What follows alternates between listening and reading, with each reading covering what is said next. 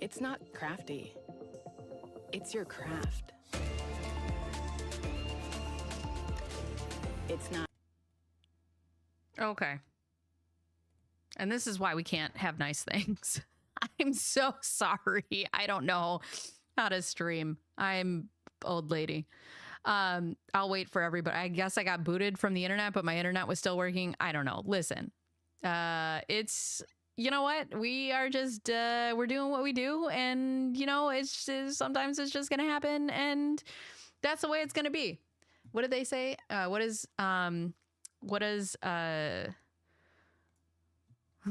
she looked more worried than Zona. Oh my goodness. All right. I have to now get back to my live stream, go live. Do I have a live stream here that it's giving me? Oh my goodness. Here we are. Okay. Now you guys can see my messy room. See, I had everything all set up all nice. Thank you guys for understanding. But you know, I call it winging it. Exactly. That's what we're doing all the time. Winging it. So happy to be back. So sorry. We'll get back to this interview. All of a sudden I just got shut off. So I don't know what happened, but hey, you know what? That's what happens when you go live. That's going to be what happens. So, you know, you can't be perfect all the time. And as I strive to be perfect, sometimes it just don't work. Let me just get this up here so I can start highlighting chat, copy, pasta, connect. Oh boy. What a time to be alive. All right. Technical difficulties happened. It's no big deal. Thank you. I appreciate you guys. I appreciate you.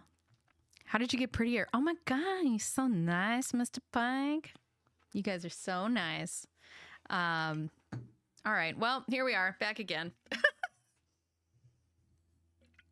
All right. Let's get back to this monstrosity of an interview. So they're still in the car and they're calling Stefan's dad and they're not talking about everything. Hi, Karen. Welcome. I feel like they're focusing on the wrong person. And he kept saying the same thing. He kept repeating what I was repeating. That they're focusing on the wrong person. They're wasting time there.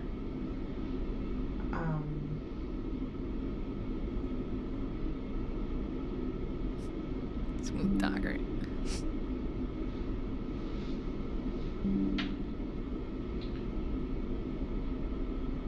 How did he feel when you said he needs a lawyer?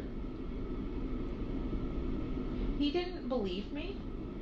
Like, when I told him, like, don't you see forensics is closing down the house? They fucking know something, or there's something, like, they know something. Something's happening. They wouldn't be locking down the house this way if they didn't have suspicions of... You know, here's another idea. Maybe get out of your car and ask police. Maybe you just get out of the car and you say, hey, is there a reason you're shutting down my house? Is there a reason that you're taking his phone? Is there a reason? Obviously, she says, right? Obviously, they know something. As a mother, as a concerned mother, I also need to know what that something is. That would be really helpful. Of something. But I wasn't thinking, I don't know why I wasn't thinking him. Like, I was just like, no, they've got the wrong guy. Yep, that's a great point.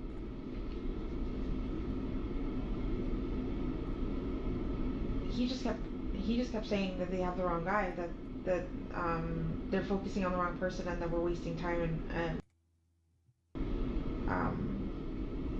that we're wasting time. You know what was a waste of time? Never going out and looking for your daughter. That's a waste of time, in my opinion. We call his dad. We tell his dad to come down here, and his dad did come down here and met us at a hotel. That was another thing. I don't have that much money. I live off of disability. I don't have that much. I would empty my bank accounts. They'd be emptied, gone. I would ask people for money. She said they wanted us to come down here and get a hotel. I don't have that much money. Find it. Find it. Exactly. I would want and need to know every little bit of information. Yes, and exactly, I'd be badgering the police. You'd have to pry me off. Anyone willing to put themselves out there to bring us awesome technical difficulties? Oh, thank you so much. Thank you. But that's the thing. I don't care. I don't care if I would have to. I would empty every savings account. I would bleed every penny that I had. I would ask my family, I don't have enough money to afford this hotel room right now. Can you please just help me? I'll pay you back. Like, just anything. Anything. Exactly. I'd sleep on the pavement. Yes. Right. I couldn't afford to put us up on a hotel. Like, when you guys said that we couldn't return, I was like, I didn't know where to go. I was trying to think if any family member would have a spare room or anything like that, and not that could take the three of us, or when I say three of us, I mean him and the dog. I'd leave him. Leave him. I need to stay somewhere so I can go find. You can't go to your mom's house? Why are you so concerned about where Stefan sleeps? Also, if this was me and my husband, okay, and we know that Jennifer Soto's mother doesn't like Stefan Stearns, okay? If my mother hates my husband, okay, whatever, and that's the only place that I have to go to sleep, I'd be like, listen, I have to go here. My husband is capable of finding a place to go. Stefan has a relationship with his parents. Why isn't he going to stay with his parents? Going on verbal vacations, talking at length about trivial matters. Interesting. Yeah, it's a lot. It's a lot of word salad. And I know at my mom's house, we wouldn't have been welcome. My mom does not like Stefan. She doesn't like Stefan. She likes you, right? Hi, Lucia. Thank you for coming. So I knew that our only option was to go to a hotel, but I couldn't afford it. So we called Chris, and Chris met us at a hotel by Disney, okay, off of Western Way, and that's where. I love that she couldn't have just said that. I didn't, we had a hotel. I called Chris. Chris got us the hotel, but instead it was I didn't have the money for a hotel. Where we went. We got there pretty late. We checked in. I used the restroom. Well, you know what? So this is a good point, right? The husband would be like, go to your mom's, don't worry about me. But Stefan Stearns wasn't that kind of person. It also shows you what type of person Jennifer Soto is. And the fact that she prioritized Stefan and what he's doing over what she needs to be doing at that time. Right, just go. They would be like, just go. You go and whatever. We'll figure it out. Because as parents, and even though Stefan's not her parent, but as adults, that's what you do. You just figure it out. You just figure it out. And I was getting ready for bed, or laying down in bed probably around 3:30, 3:45 in the morning. Great point. And I fell asleep. Stefan was already asleep at this point. Did you go straight to sleep when you got in, or just kind of drifted off as you were falling asleep? The amount that these people are able to sleep through a traumatizing time. I can't sleep on a Wednesday with nothing going on. There is a child missing, and they're like, we can just go to bed. Then you went to the bathroom and you go straight to bed? He was already in bed before I went to the bathroom. Okay. I was on my phone for a little bit. He was laying in bed snoozing. I was on my phone. What were you doing? I was in the restroom for quite a while because I had... What were you doing on your phone? We're staying off of social media. You already told us that. What are you, playing games? A little bit of nightly Candy Crush? I had like a terrible sub. When I came back out, he was asleep. At least I thought he was asleep. But his dad stayed with you guys? Not in the hotel room. He stayed in a different room on the same floor. Okay. The following morning, I wake up, I think around 9 o'clock in the morning. Birthday. And Stefan's not there. Exactly. And I remember thinking, He left again without his phone and didn't tell anyone where he was going. That's suspicious as fuck again. Why is he trying to...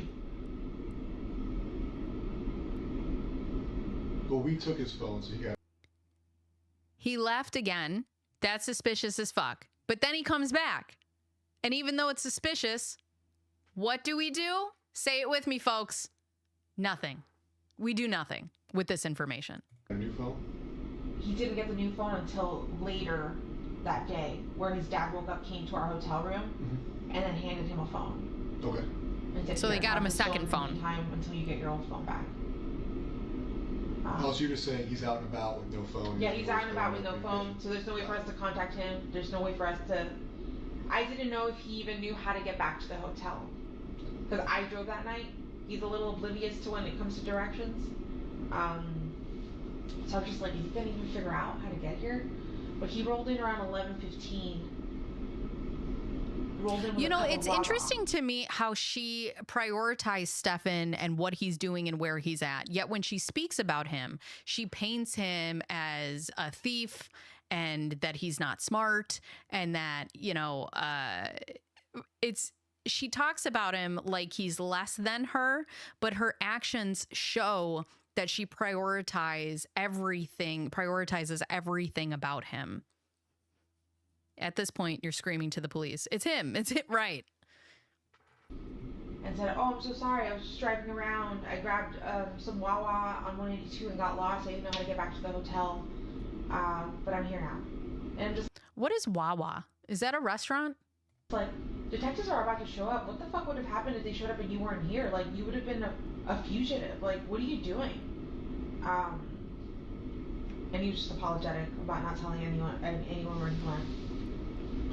Yes, she was absolutely betrayed by everyone who was supposed to keep her safe. Her mother, the person who is supposed to keep their children the most safe. But you know, I mean, he had a Wawa cup and he said he was up at 192. Yeah, but in reality, I know that he truly took my car in the middle of the night to Northport, Florida, and I was down there for an hour and came back. I didn't suspect that at all. Okay. I literally thought, I'm like, oh, this man, we were right next to like a a Target. So I'm thinking, oh, he's probably like stress shopping. Just looking at stuff. He likes to browse. Stress shopping. Or somewhere. But I didn't have a car. I couldn't go out looking, right? And also, detectives were coming, so I didn't Exactly. Detectives eventually show up.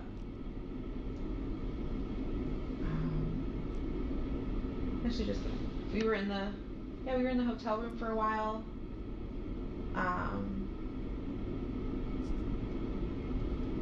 He went back. She makes it seem... So what the police did here that they don't really talk about in this interview is they told Stefan and Jennifer that they were coming down for a police conference, that this was going to be a huge thing. And exactly, that's the point that I'm getting to, narrator, the lack of concern. She's just like, yeah, we were in the hotel. He's probably stress shopping.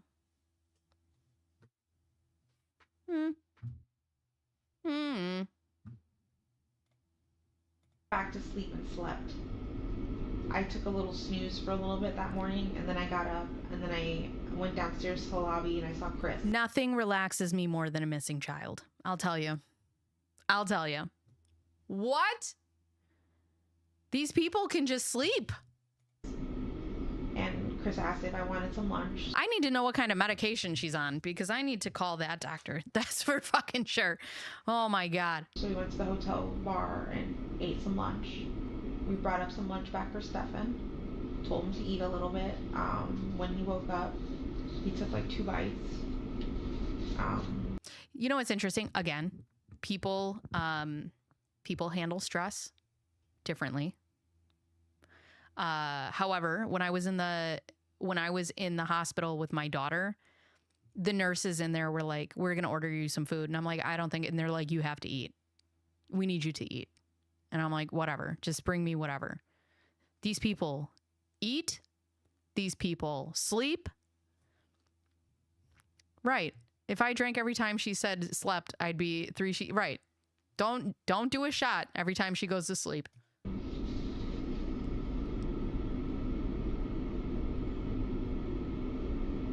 This is so horrendous. Then detective showed up. He went downstairs.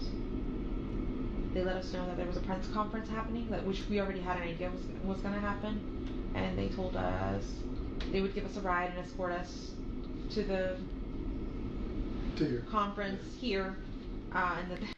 So I'm not sure if I missed something. Why is Jennifer Soto not sitting in jail? She absolutely shows zero emotion. Her daughter is gone. She's not even mad at Stearns. So weird to me. So derivative use immunity, right? We were talking about that earlier. Yay, I am back. So she, in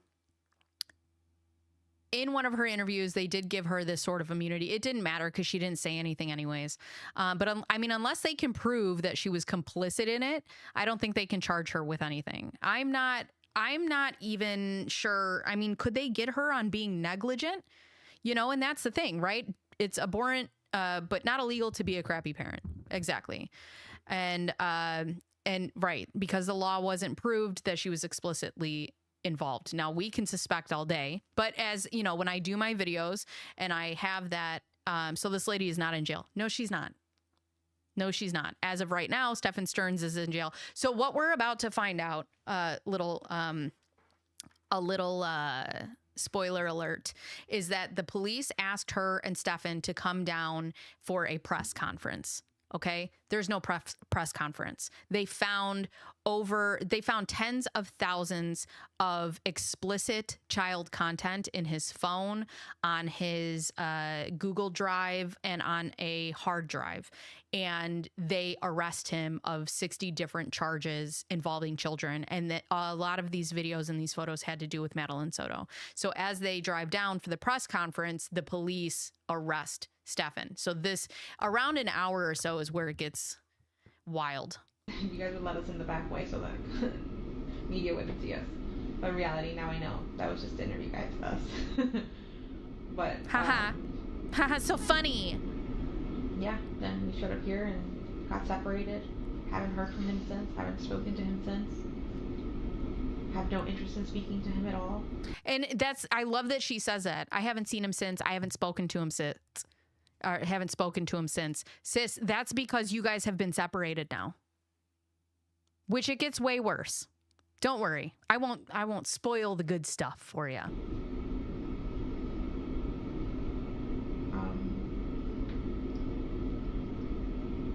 that was it then. Then we got interviewed. What have you done since?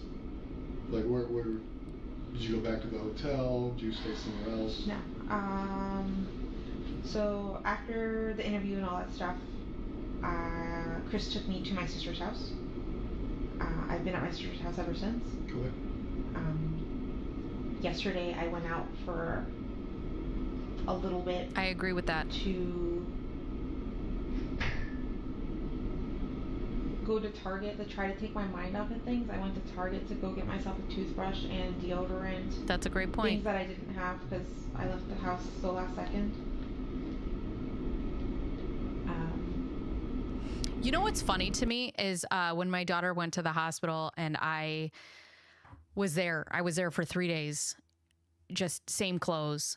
And I had told my husband, I was like, oh my God, you know, our neighbors, one of our neighbors works at the hospital adjacent to like the children's hospital that we're at. And he was like, can I bring you anything? And I'm like, please just bring me, you know, just clothes and whatever, like all the necessities. And I told my husband, I said, I ran my daughter to the hospital and I just didn't even think. And he goes, honestly, I would have been upset if you were like, oh, hold on a second, let me change my clothes, and then ran her to the hospital. And I was like, oh, that's a good point. But yeah, I feel like they may be waiting until after SS trial to charge her with anything because they may need her as a witness and they want her to cooperate. Yeah. But also, I mean, if she didn't know anything, you know, how could she help if she doesn't know? And I didn't know a thing. How can I help? You know? I don't know. I have hopes and dreams for this lady. I also went to my ex-husband's wife's mom's house. Ex-husband's wife's We're mom. all friends. So, Yeah. And they consoled me. They just kept me company. They made lunch. Then I went back to my sister's house, and I've just been pretty much there ever since. Now, when I went to Target, I decided, like, oh shit, I shouldn't be out in public. People could recognize me. It can either be good or bad what people could tell me. I've already had people recognize me in my community, and dealing with people's heavy emotions and them coming to me and crying and telling me they're so sorry and how they feel is so heavy, because like I just have to kind of stand there and take their emotions, and like, I don't know, it's so heavy. When I realized that these were the interactions I was having in public, I'm like, I need to stay at home because I just can't.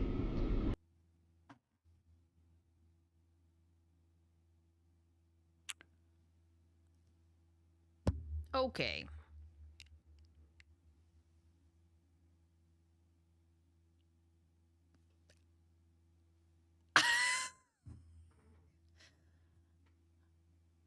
I'm at Target, and I thought to myself, oh shit, I shouldn't be here, because what if somebody recognizes me?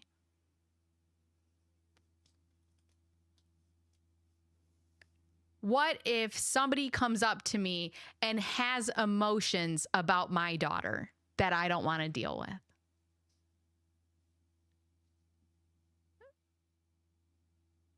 I don't even know how to fucking react to that last sentence.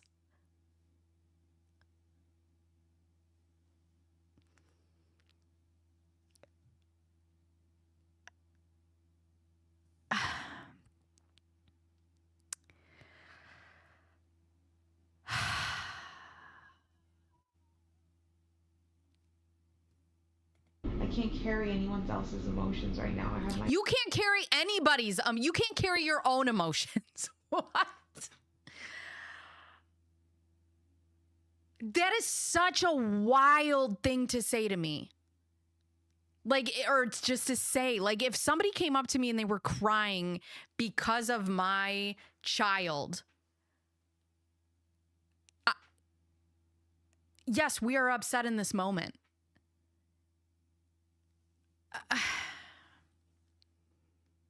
My own to deal with, like, my own. I don't want my own mental health suffering right now. Exactly. Or Thank you. Me to spiral and end up back being hospitalized. So what? Look at this guy. What did you need to do for Stefan? What is what? I. What did what? So what? What did you meet Steven for Stefan? I met Stefan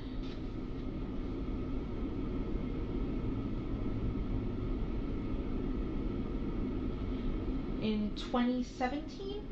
Also, the way that she speaks about him. Now, mind you, okay, I want to let everybody in on a little secret in this chat, okay? This interview is after the police showed her a image of Stefan Stearns violating her daughter. I just want everybody in the chat to know that. This interview is after the fact that she has seen it with her own eyes. And the fact that she's like, yeah, I met Stefan. It was like 2017. I'd be like, I met that motherfucker 5 years ago or whatever. What? We both worked for Eco Homes, a real estate company. I did appointments, and he worked in the office doing like warranty work. Yes. We met as coworkers. We became really good friends. Yes, actually, yes, chat. This is how she reacts in this interview after she was shown, because Stefan Stearns was sent to jail. This was after she was shown a photo. A photo. Okay. Just so you guys are aware. We were best friends for like a year. And then eventually I asked him if he wanted to hook up, and he said sure. Exactly. And yeah. You said 17, 18. Did you live in Orlando, Kissimmee? Where were you guys living then? Kissimmee. And did you guys live together in 17? He technically lived at his parents' house, but he was staying at my house all the time. Okay. Same house you're in now or a different house? Wait, I take it back. In 2017, he wasn't staying over my house. It started in 2018 when we started hooking up, and he started sleeping over my house. Okay. And what was your next question? Was that in the current Yes. house you live in now? Yes. Okay. How long have you lived in that house? Exactly, Liam. On and off. Because at one point we moved close to where his parents live right now. They live in North Port, Florida, Sarasota County. I lived in Port Charlotte, which is Charlotte County, the county right next door. We had an apartment there for like 6 to 8 months. We moved down there because Look at him, again, fidgeting down here. A job, and that fell through. So we supported ourselves in this tiny apartment for a little while until I ran out of funds. Do you remember what year that was? 2020. So when did you live in Port Charlotte in 2020? Mm-hmm. I suppose she's ready for a nap. I don't remember what month I moved in, but I remember moving out in November. Of 2020? Yeah. Okay. So it was some...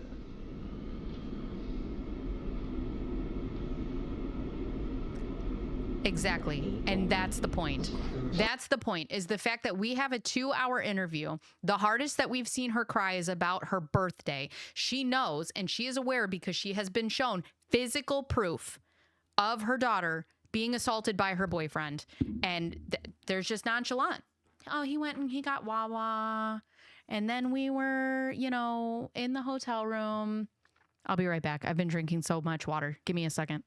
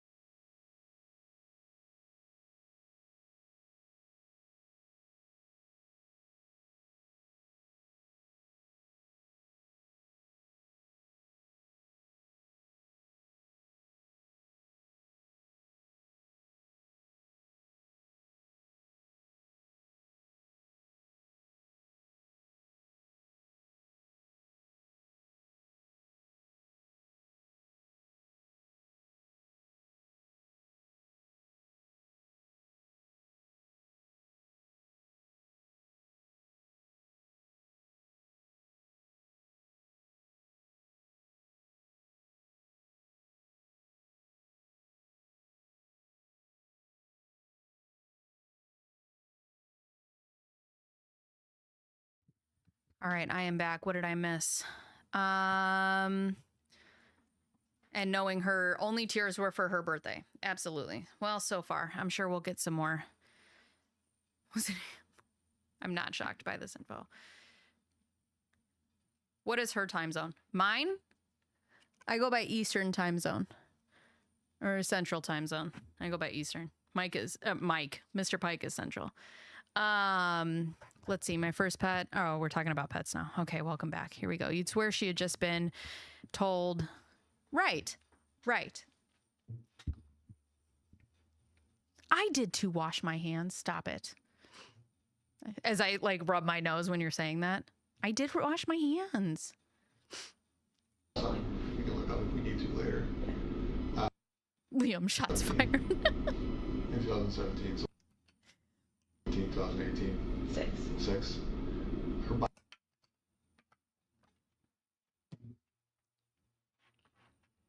All right, I think this is like really redacted. I will tell you guys, if you're around children or like people that you don't want to hear this, some of it does get a little graphic. At the same time, no. But Okay, here we go. At the same time, no. But Okay. I've had ex-husbands and ex-boyfriends live in that same house before. Got it. Oh, she's got a lot of boyfriends that live in this house, huh? We listen and we don't judge. Although, I've talked to my husband about that, and we've talked about it. He's like, if we ever got divorced, he's like, you'd have a boyfriend. I'm like, no, I wouldn't. Not until my kids are older. Mm-mm. And some people can do that responsibly. You moved to Port Charlotte sometime in 2020 for a few months. Yeah. And then you came back to the same house. After Port Charlotte, I went back to my mom's house for a little while. Where's that at? In Hunters Creek, Florida. Got it. Even before Port Charlotte, actually, the few months before I was in Port Charlotte, I was living at my mom's house. With Stefan. Around March 20. That's true. In this situation, we listen and we judge. Decided he wanted to renovate the house and possibly sell it, so he told us to get out. So March 2020, so around COVID time, like 2 weeks after COVID was announced, I moved in with my mom. Okay. And I lived with her for a little bit, and then the Port Charlotte apartment happened. We moved to Port Charlotte, were there for a few months, came back to live with my mom, was there for a few months, and then I decided to move back. That he was moving out and like getting an RV and like living the RV life. Yeah. So he needed somebody to take care of the house for him. So I said, yeah, I would do it, of course. So I moved in. I moved into his bedroom, downstairs, the master bedroom.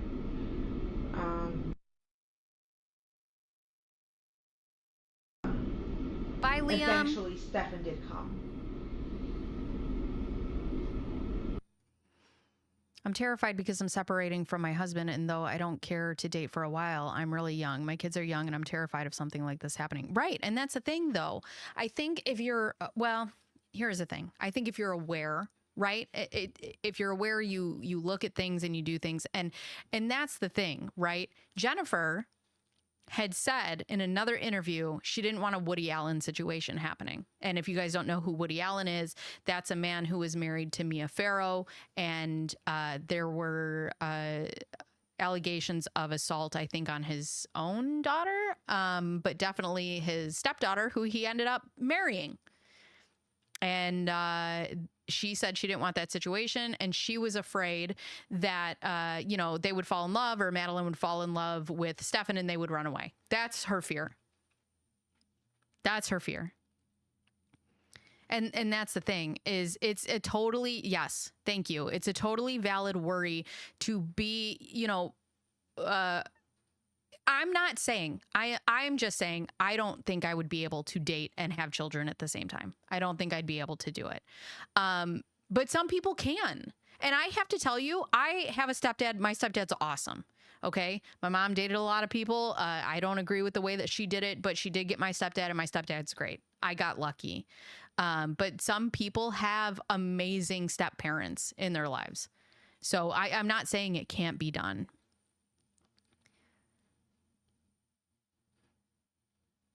Or at least, yeah, suspected. So in another interview, we could watch interviews with her all day just because she says so much, just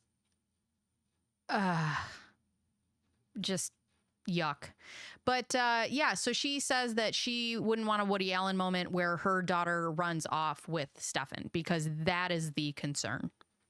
Not the fact that he's 37 and she's 13. Not the fact that this is assault.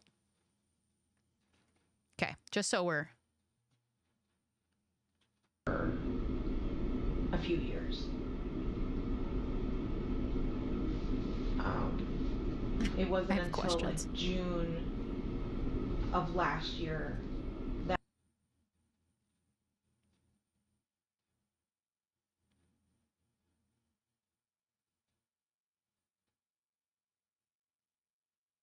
and go upstairs to the guest bedroom upstairs because I just.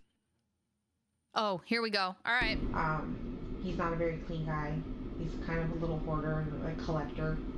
So just my house was always a mess and never the way that I wanted it to look. Or the clutter just gave me anxiety. So I asked him to move upstairs and he did. Yeah, she's awful. And he lived upstairs until until December of last year. And then he moved to Northport, Florida with his parents. But they had promised him a job, but that fell through. So we were in the process of trying to get him to come back up here to get his job back at Disney and for him to move back into the house. He's always the priority.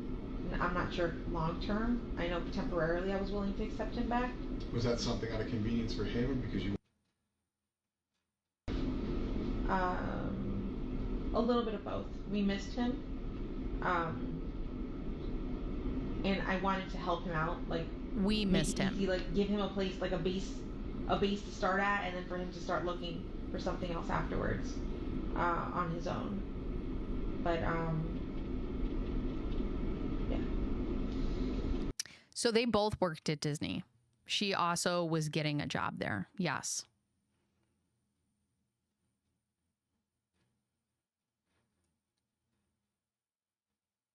She corrected herself from hoarder to collector.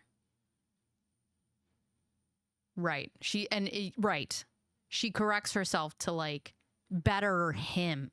Right. I was a single mom when I met my husband. We did a background check. He couldn't sleep over. And when we got serious, I refused to move in with him. Avi, we eventually married, but common sense. Right. You have to do the things that you have to do. And you know what? Listen.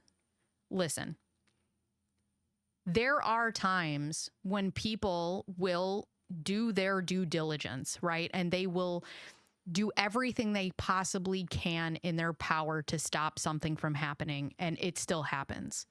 And there are people out there who genuinely don't know that this is happening because predators are just that, right? Like they know how to get into these environments, and typically they go into environments that aren't, doing what you're doing as a single mom with, rules and regulations because they don't want to deal with that.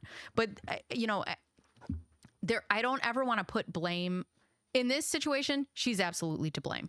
But there are certain situations where I don't think the parents are to blame. You know, sometimes something happens and you can't control it and you couldn't see it coming. And it then becomes about what are your actions after, right? And her actions before and her actions after, all awful. All of them. Exactly. The fact that the Woody Allen thing even crossed her mind. Right. Yeah, them working at Disney is although I feel like everybody who's in Florida works at Disney. Like every time I talk to somebody who works in Florida or about somebody who works at Florida, they have a connection with Disney. Well, and here's the thing, right? Hope to have a good enough relationship with my children that they know that what's not okay and they feel they can tell me and I'll protect them. And yeah, right. That's the main thing, right? I have to tell you, I've been married to my husband. Actually, it'll be 10 years this year. I've been with my husband now since 2012. So 14 years. I love him. He is the father of my children. He's the most amazing man and he's great. I prioritize my children over him and he knows it and he's fine with it. But my children will always come first. It doesn't matter if it's him. It doesn't matter if it's anybody else. I want to make sure that my kids know that they will always come first. And that's the point. And that's the thing is Maddie never came first with her. Or it doesn't seem like, at least. You obviously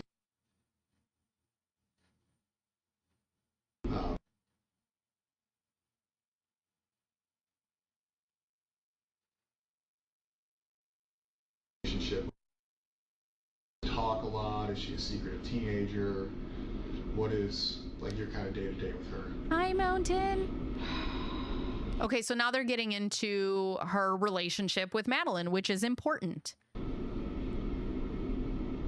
I would have said a normal a normal relationship. I asked, she would tell me. I didn't think she was hiding anything from me. I didn't think she was lying to me about anything, but obviously she had secrets. I mean, the hindsight, I mean,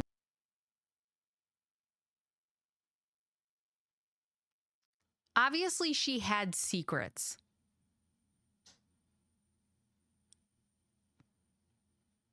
Oh boy. Do we have a side? Can we make a side counter? I need a night bot. I'll need to make a night bot. So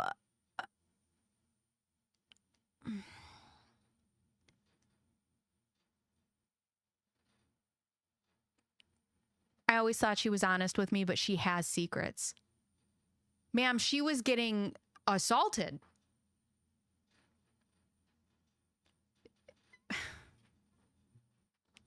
Reminds me of your observations about how the media treated JBR as if she was an adult. She's talking about him empathetically and talking about her daughter. Right. Right.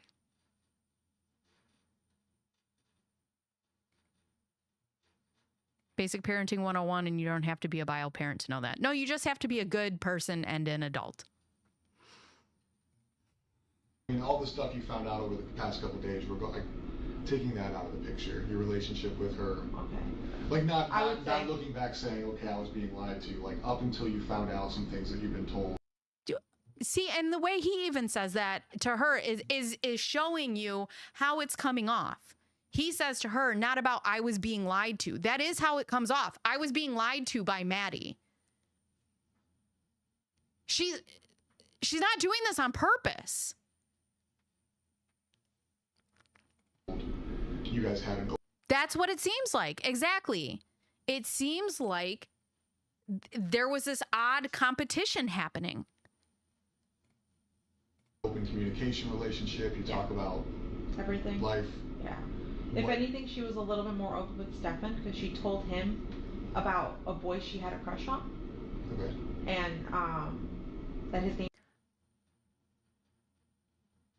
Why is your... We're never going to get through this interview. This is going to be like a 3-day thing. Why does she feel that she can go more open and honest with your boyfriend? And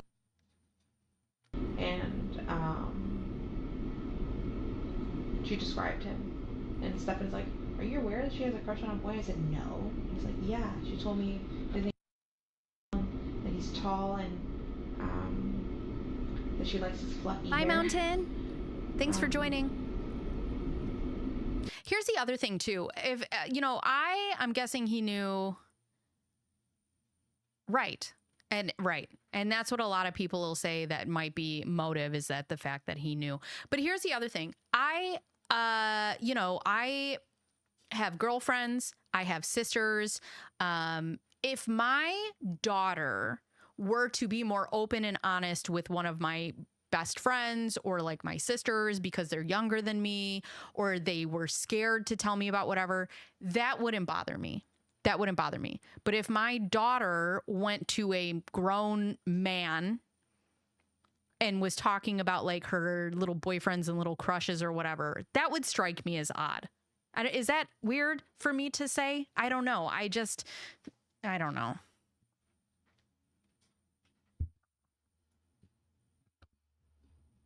Oh, that's a good point. Probably to get him off her back, telling him she likes someone else. So another thing that they found in her phone before she disappeared is this happened the night and the morning after her 13th birthday party. And she had told one of her friends, when I'm 13, I'm going to go live in the woods. And like, that's her thing. Like, she wanted to get out of that house. She was willing to turn a blind eye. I absolutely agree. Absolutely. Not that it matters, but how long have they been together? I think they were on and off for like 7 years is what they said. When was this? Do you remember when this conversation happened? Within the last week sometime, but I'm not sure. Okay. Like within the last week. That's interesting. So, within a week of that Sunday. I'm not sure if if she had told him via phone chat. It must have been via phone, like phone convert, like we don't FaceTime, we Google Moss, Meet. that's a great point. The Android version. The Android of version of FaceTime, yeah. So we would Google Meet often. Absolutely. Sometimes when we get home from school, just talk all day, or sometimes not even talk all day. We would just bullshit. I would be doing my own thing. He would be doing. We're just keeping each other company on the phone. And I think in one of those conversations, she told him that she had a crush on a boy. But I checked those text messages with that boy, and nothing seemed weird either. So. How did he? I mean, it could be new. I mean, she sees a guy at school. She thinks it's attractive. He shows her attention. I mean, she's young. How did he take it? Was he like? And I want you to think back before you know things you know now. Like, did he seem concerned about her? Did he seem excited for her? Like she's starting to be a kid and have crushes and everything else. Like, he seemed happy for her. Okay. He's like, yeah, did you hear this? This is super cute. And I was like, oh. I hadn't. She hadn't told me, and I wondered. I'm like, why didn't she tell me? Why did she tell him and not me? And like, I want to know who she was. Yeah, that's a question you should be asking. Because I told her she had a rule. She wasn't allowed to date for a few years. Okay. Oh, So, she's not allowed to date, but she is allowed to stay in a bed with your boyfriend. I think I had said 16 or something like that, but I didn't want her dating. So then your relationship with her was open. Obviously, she's a child. She's not going to share everything. Yeah.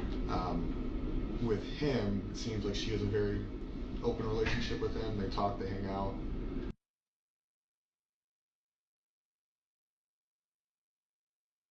Tattoo.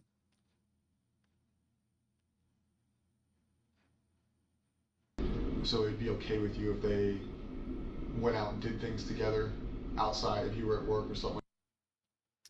You know, it's interesting. A lot of people have brought that up, Kayla, and a lot of people, but I don't know. And I don't know if they would release that to the public, but that's what a lot of people think, is that she might have been pregnant, and they will talk about it because somehow Stefan knows their cycles.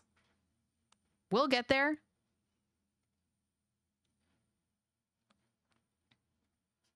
Knitting a sweater. Oh my God. I wish I knew when these points so were. The living situation with them, I'll be honest, seems weird. It's weird to me. She's got a bedroom downstairs. Thank you, sir. The mindset or the thought process, the communication you've had with Stefan about, she's not going to sleep in her bed, but you guys are going to go sleep in the guest bedroom. So, originally, the plan was that all three of us were going to sleep in my bed together. And I'm not just saying Sunday, I mean like. Also, I want to let you guys know that she refers to what Madeleine and Stefan has as slumber parties, okay?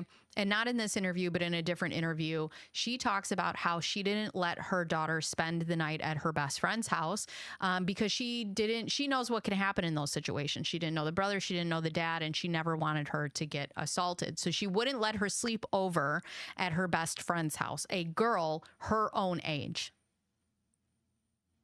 Just so we're all aware. Oh, okay. In the past, too. So. Exactly. Yeah, Lainey, there wasn't anything about a tattoo. I had a rule. She wasn't allowed to sleep in his bedroom at all. Like, no sleepovers, no nothing. For a very long time. For years. So you started that way. So you started that. Yeah, that's a great rule. Also, why is that a rule? Why is anybody asking if they could sleep in the same room? The first moment, and here's the thing, even if your daughter, okay, so your daughter's young, you meet when she's 5 or 6, and she's like, I want to sleep in Stefan's room. Stefan immediately should have been like, no, you don't sleep in Stefan's room. You sleep in your mom's room, or you sleep in your bed. You don't sleep in Stefan's room. Why is there a rule that she doesn't sleep in his room? He should have put his foot down.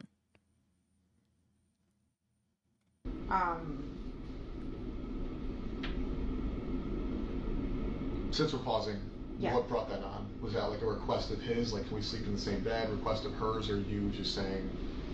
Me being super paranoid, not to trust anyone. So paranoid. You're so paranoid. For the longest life, even though he treated her well, I still looked at him on, you know, like side eye, like making sure, like, is that normal? Is this okay? That looks normal. Okay. I wanted to make sure that nothing was happening and that I was missing something, but I have to tell you, I mean, I've never asked to sleep in the same bed as my stepdad, but my stepdad would have been like, hell no. Like, what? but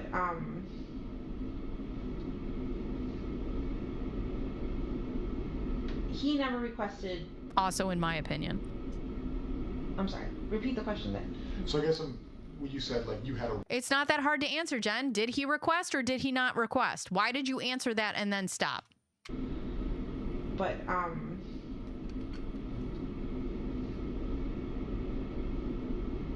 he never requested.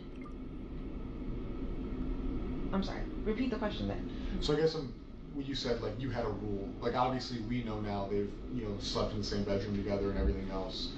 I'm sure you're questioning a lot of things that like you haven't been told or that are going on. Listen, children are always going to push the boundaries of things that are appropriate and inappropriate, right? I have a 5-year-old and I have an 8-year-old, and sometimes they do things because they don't really understand why something isn't appropriate. And I don't think that you always have to tell them the why, right? You don't have to tell them like, hey, you're what, like 5 or 8 or whatever. Well, it's inappropriate for you to sleep in this bed because of X, Y, and Z. And it's just, listen, we don't sleep in the bed. We don't do it. We don't do it. And when they ask why, you just say it's because it's something that we don't do, period. And that's the thing. It's your job as the adult to form and shape these boundaries. So even if Madelaine came to her mom or came to Stefan and was like, hey, can I sleep in your bed tonight? No, we don't do that. We don't do that. No. Well, why? Because it's not something, little girls don't sleep in beds with, grown-ups that aren't like mommy or daddy. Period. End of story, period. Right. And then they go on to blame the children for whatever. If my husband had even shown a whiff of being comfortable sleeping alone in a closed door room. Right. Exactly. Thank you. Right. And it's on the adult to draw the line. Always. Always. And my daughter does stuff like just, weird 5-year-old stuff. And I'm like, hey, we don't do that. Why? Because it's inappropriate. Because we don't do that. Well, why? Because it's inappropriate. Well, why is it inappropriate? Maybe not something I can explain to you right now, but it's just not something that we do. Period. Look at how she's sitting. What is this? The thought process of them sleeping in the same bedroom caused you to say that you had a rule for the longest time where they couldn't. Yeah. I have a son. He's a lot younger than her. He's 4. But I guess if I was dating somebody or had somebody over, I would never establish, and this is just me, a rule. Right. He can't sleep in the bed with her, or she's not going to be. It wouldn't even be. It's not a question. Me, so that's why right. I asked, because I wouldn't think of it even. Because it's not a question. Yeah. So when you say you had a rule, I guess I'm asking what prompted the rule. Sleepovers before. Yeah. Late, you want to watch movies and eat snacks? Can we do that? I'm like, no. We can all watch movies down here together. Yeah, we can all do it together. exactly, and that's it. And that's it. We can all sit down here and watch movies together. Period. Done. Up until June, together all the time. So we were always. She would sleep in the middle. I would sleep on this side. He would sleep on the other side. Also, no. Why is she sleeping in the middle of the bed between you two? And here also it wasn't this. Until June that he got his own bedroom and I sent him upstairs. That's where the requests for sleepovers started. Okay. And I kept telling her no. I'm not comfortable with that. So why'd you change your mind? But eventually, at some point, Like we really want to watch. I forgot what movie it was. They really wanted to watch something, and I was really tired. They really wanted to watch. No. No. No. They wanted to watch. I don't care. And I said, okay, fine. But again, go ahead. I needed a really good night of sleep. So fine, you can go do that. Even though I had a bad feeling about this up until now, even though I had a rule established that you guys could not be in the same bed together, even though I looked at him.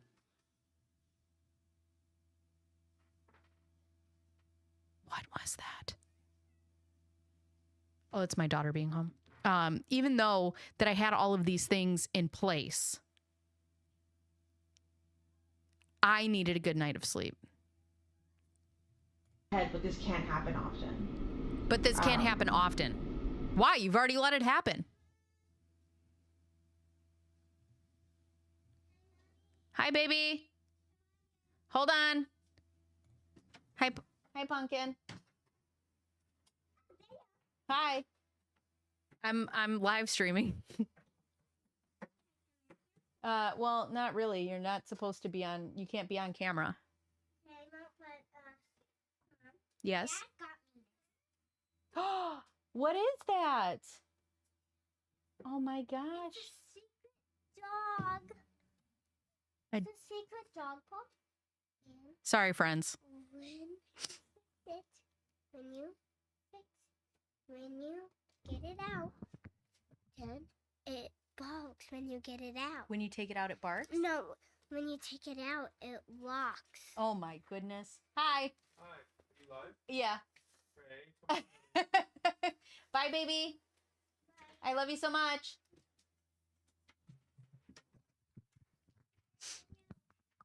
Hey, can you shut the door all the way? Shut the door all the way.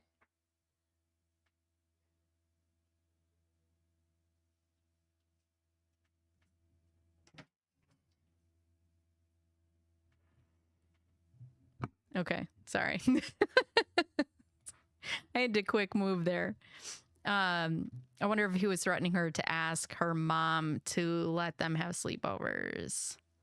I just don't see her wanting to have those sleepovers. Right. Yeah, my little bacon bits. She lightened up on the rules for her own convenience. Exactly. Exactly. Yeah. That was my little daughter. She's so cute. She got a puppy. So she, thank you for an intermission of normalcy. So we've been working with my daughter on sleeping in her own bed and for the duration of the night, like without waking up. And she's been doing so good. So we took her to get, my husband took her to get her a little gift. So she got a little gift for doing such a good job. But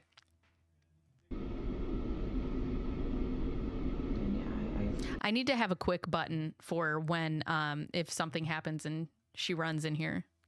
Or just everybody, if I'm like, close your eyes, everybody just close their eyes real quick. I allowed her to go upstairs and sleep with him. But honestly, I allowed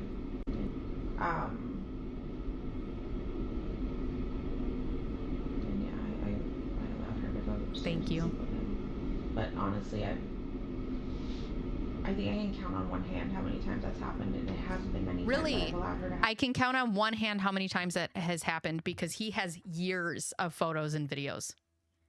Years. have a slumber party with him, to be alone in a And she calls it a slumber party. To have a slumber party with him. bed with him. I'm usually around all the time. Up until 2 weeks ago, I was pretty much at home all the time living on disability. There's years of footage. Years. It goes back to when she was 11 and that's just what she could find. If I wasn't at home, I was substitute teaching, but I was substitute teaching primarily at her school or at the school close by, but I'd make sure I'd get out around the same time and I'd get out in time to pick her up and take her. So she was with me pretty much all the time. She wasn't at school. So yeah, after When he's not there, where does she sleep? with me. She never sleeps in her. Exactly. And that's the thing. When it comes to sleepovers and our kids, I've talked to my husband about this, and I don't know if I'll like let my kids with friends do sleepovers. I'll have them at my house. That's fine. You guys can come here. I know what you're watching. I know what you're doing. I don't know if that's something I'm going to let, especially my daughter. My son's a little different story because he's, neurodivergent, and there are some things that are different with him. But as far as my daughter goes, I don't know. But that's the thing. She wasn't allowed to go to her peer's house, and she wasn't allowed to have her peers over. But she calls these sleepovers. No, always with me. Quickly, do you know, and you may hate the question, but do you That's a good point. Do you have any idea? We currently have upwards, probably 200 people working on fire. Right, the Orange County Sheriff's Office is involved, the Kissimmee Police Department's involved, St. Cloud This is a Police big moment. Department, Osceola County Sheriff's Office, Florida Department of Law Enforcement, FBI. Yes, under suspicious circumstances. So there's going to be some graphic stuff here, guys. Is involved. Yeah. So, regardless of the circumstances, those people don't get to go home. Those people don't get to go back to their families. Those people don't get to live their lives and go back to their primary jobs. Of course. I know the sheriff has probably expressed to you that's his #1 priority. I'm sure the Kissimmee Police Department's expressed that to you, our detectives. This isn't something that's going to stop or go away. Yeah. Right? Anybody who knows something, anybody who may know something, will be brought into a room, who will be talked to, whether they're guilty, whether... So it's interesting that you say this too. Probably didn't want her daughter's friends over because she knew what her boyfriend was doing. He actually, after a lot of this had happened and they found stuff on his phone, he was taking pictures and video of one of the roommates under the bathroom door. They found as well. So you're right. It's not just Madelaine that he was doing this to inside of the home. You know what, Lucia? That's a great point. That clock has not moved. That is what are we at? 109:15? Hold on a second. Oh, you're right. That clock has not moved. Good catch. 100 people working on fire. Hi, Carl. Right, the Orange County Sheriff's Office is involved, the Kissimmee Police Department's involved, St. Cloud Police Department, Osceola County Sheriff's Office, Florida Department of Law Enforcement, FBI. Yes. Oh, shit. Under suspicious circumstances. So anybody who is somebody is involved. Yeah. So regardless of the circumstances, those people don't get to go home. Those people don't get to go back to their families. Those people don't get to live their lives and go back to their primary jobs. I know the sheriff has probably expressed to you that's his #1 priority. I'm sure the Kissimmee Police Department's expressed that to you, our detectives. This isn't something that's going to stop or go away. Yeah. Right? Anybody who knows something, anybody who may know something, will be brought into a room, who will be talked to, whether they're guilty, whether they're innocent. Because our #1 priority, our jobs have kind of stopped on any other things we have going on until it's fine, because that's the most important thing anybody has going on right now. But with that, a lot of people are going to feel that whatever happened, I can tell you, and I know detectives have expressed to you that the thought process at this point is this is a homicide investigation. Yeah. Based on the evidence I've seen, based on the videos I've seen, I do believe. So now they're telling her that they believe that Madelaine is deceased. However, they've also said it before, and I believe she had this information before this. With that being said, and Bye, the Lainey. reason I tell you that, not to be an asshole, is because the thought process with us leads it in a different investigation, a different way. Meaning, whatever is already Exactly, happened, Lori. right? We cannot change what happened most likely on Monday. We cannot change the fact that I also want to just point this out. She's being told right now, currently, that they think that this is a homicide investigation from all the videos and everything that they have seen. We watched 20 or 30 minutes ago her sobbing over the fact that this was the worst birthday ever. She is currently right now being told that they think and are pretty sure that Madelaine is gone. I believe Stefan killed her, right? All we can do now is find her as quickly as possible. On the 2% chance we're wrong and that she is alive, that's phenomenal, right? That's the best thing that could happen. On the chance that we are 100% correct and she has passed away, finding her now versus later will bring closure to your family, will bring closer to everybody, regardless of there's no reaction. how it happened or why it happened. Meaning, if you have an inclination, if you know where she's at, if his father knows, that doesn't mean those people get held accountable for what he did. It doesn't mean those people get held accountable for knowing what he did. It means we close out the investigation. So I just got a text message from a friend of mine who's watching the live, and it's so funny. They actually made a really good point. They said that the clock is probably not moving so that you don't know how long you're in there, like a doctor's office. So thank you, Secret Watcher. But that's a good point. It's like Vegas. You know what I mean? So a lot of times we go into rooms like this and we ask people questions. We say, hey, do you know what happened? Do you know what happened? And there's this fear of what happened already happened. I can't change that. So I'm not going to insert myself with knowledge. Right. It's going to make me look bad. Regardless. She has not cried for anybody in this interview but herself. At this point, where's your sandpaper now? Murdered her, right? He victimized her. He ruined her entire life from childhood until now. I think that there's probably some sense of guilt. And my fear is that sense of guilt is causing you to not want to assist in the location of her, not because you're a bad person, but because there's that sense of guilt that what was happening under your roof, and now, by her being found, brings that all to your plate, and it doesn't. How this police officer is able to articulate all of these thoughts in such an eloquent, calm manner, my brain cannot comprehend. Oh no. If I knew anything, I would so tell you. I want to even if she's dead, because you guys tell me your suspicions, but I'm not going to believe it until I have her body.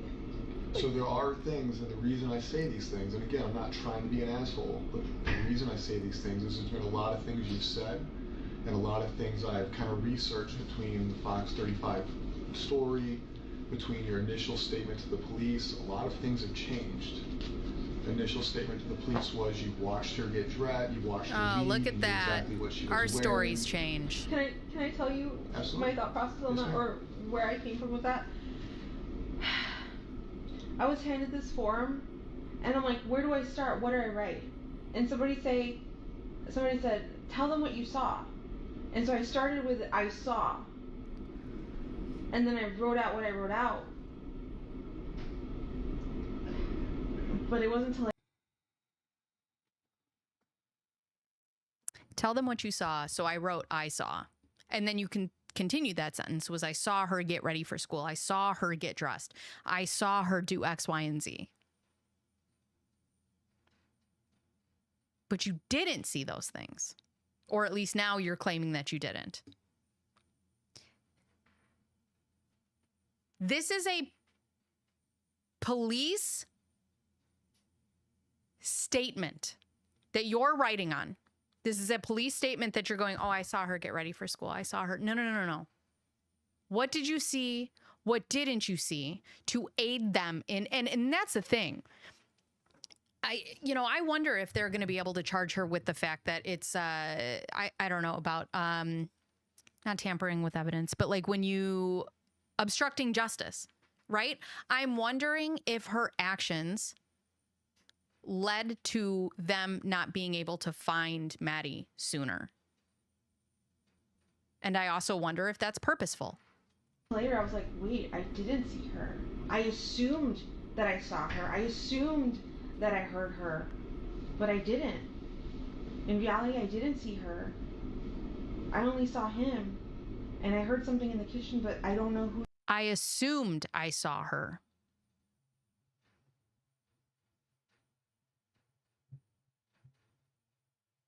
and then turn them off. You know, it's funny that you say that because somehow when her daughter is still missing and she's been told that this is now a homicide case, she's also able to turn them on and off.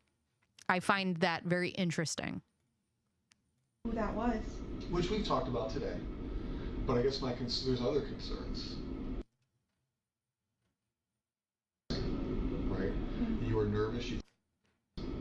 The police have showed you their hand. They said, Stefan, we want your phone. Stefan, we want to talk to you. We are going to lock down your residence. You can't go back inside. Me? I don't care if it's the love of my life sitting next to me. I don't care if it's maternal grandma. If the police come and take my mom's phone and my son's disappearance, I'm not going to offer my mom a lawyer. That's nuts to me. That to me shows you prioritizing Stefan. Thank you. Because at that point, you became more worried about him being falsely accused than any. Does that make sense what I'm saying? Whether or not that's what you felt, does that make sense? People having lawyers is their constitutional right. That is a thing that everybody is afforded. But for somebody who's going through what you are going through, to offer him a lawyer leads me to believe that there may have been a conversation. There may have been knowledge, or there may have been some inclination that you had. Right. Whether it be his involvement, her location, or something to where in your mind there's guilt. Exactly. Thank you, sir. I really like this detective. Because you offering him a lawyer is very weird. I know. Yeah, so just for a little context here, after she was shown the photo of what happened between Stefan and her daughter, she told Stefan that he needs to get a lawyer. And then she contacted Stefan's dad to tell Stefan's dad that he should get him a lawyer. After she has seen physical proof of what was happening. When I tell you that if I saw physical proof, I don't care if it's whoever. I don't care. I don't care who it is. But I'm going to need a lawyer because I'm going to go to jail for assault. That's for sure. There is not a chance in hell if I saw physical proof of somebody doing something to my daughter, I'd be like, hey, you need to get a lawyer. You need to get a weapon because that was still me under the assumption that I think at one point you guys interviewed me, and when you guys showed me the picture of her, I believed the sexual stuff, but I didn't want to believe that he had done anything evil to her. I'm like, no, what if I believed the sexual stuff, but I didn't want to believe that he did anything evil to her.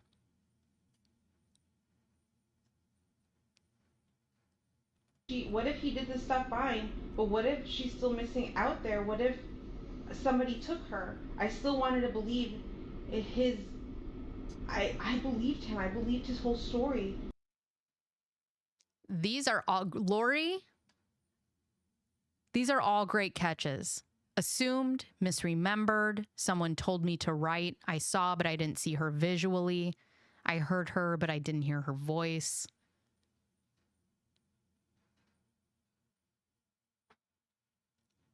Well, here's the thing, John. You say sorry, but every time I was arrested, I automatically. That's not. No, I'm not, no. That's not what happened here.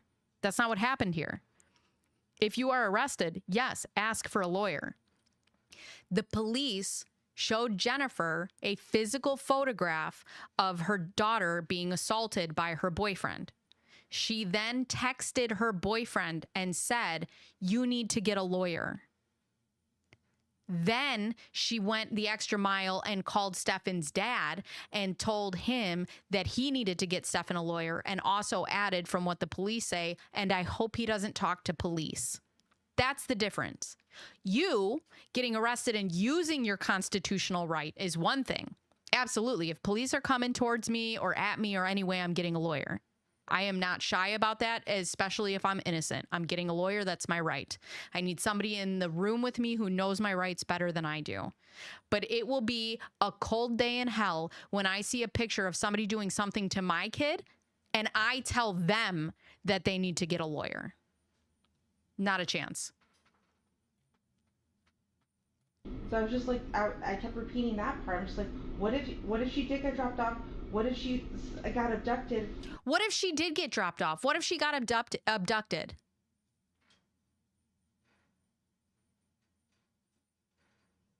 Who cares? Even if she is alive, he still did this stuff to her.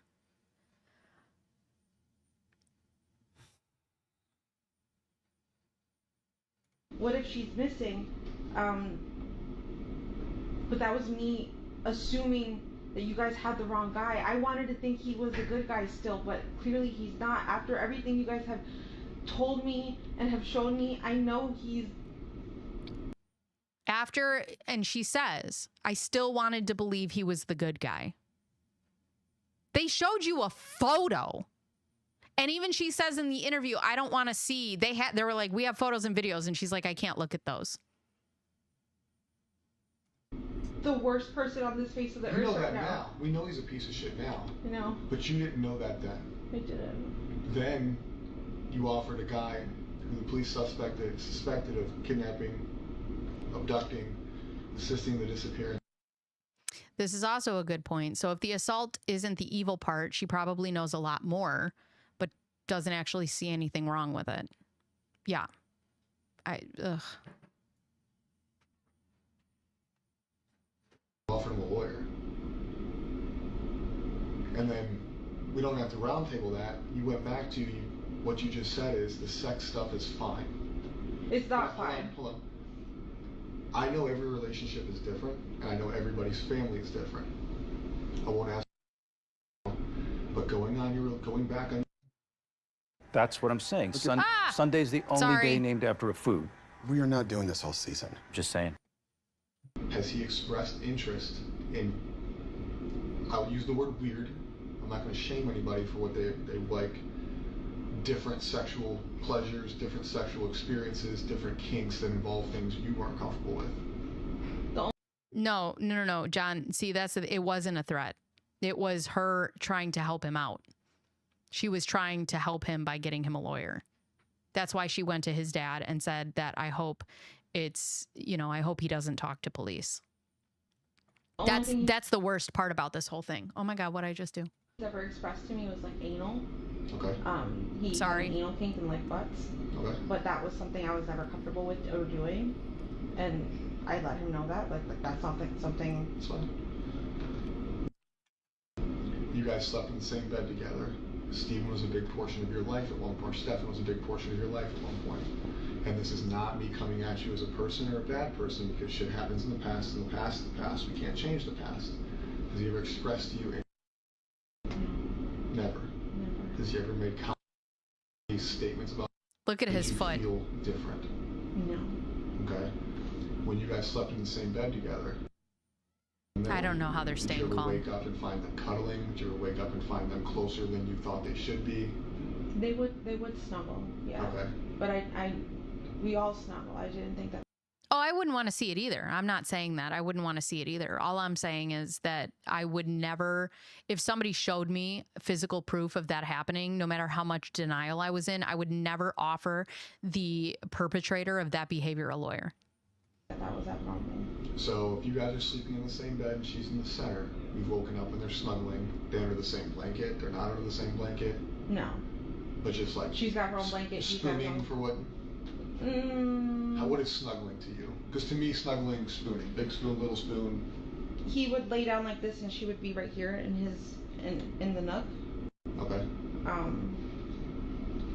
How do you guys sleep? Do you guys sleep clothed, unclothed? I sleep clothed. Yeah. Shirt, pants, pajama sets? Yes. Everybody? I sleep in like my everyday clothes. Okay. On pajamas or baggy t-shirts and shorts. Okay. And Stefan would sleep. Yeah, Moss. I understand. I you can't unsee those things, right? I don't know. I would never want to see that. But I have to tell you, right? Like if something came wildly out of left field, just you are completely blindsided by something. I'd be like, you got to show me. I don't believe anything you're saying. That's the only time I think that I would be able to do that. With his t-shirt or boxers, sometimes with his pants on. But he didn't have pajamas. Okay, so they would snuggle, sometimes him being in his boxers. You would wake up and she'd be in the nook of his arm, essentially in a cuddling position. And you never found that weird. No. Okay? Again, you and I may find things different. Why? And I don't want you to look back on it, because now you know you victimized her for a long time. Right? Under your roof. With you home, most likely, because you said you're always home. You just got this job. You've been living off disability. I know the Kissimmee Police Department has showed you pictures. I know they've verbally explained to you some pictures. I can tell you that today, they're still downloading. I will tell you that it gets more graphic, so just heads up. His Google Drives. We are still going through his social medias, his cloud-based servers, and everything else. And we can now piece back her victimization in your house under your care to 2020. I believe you've gone as far back as in when she... Taxes. God bless it. Was waiting.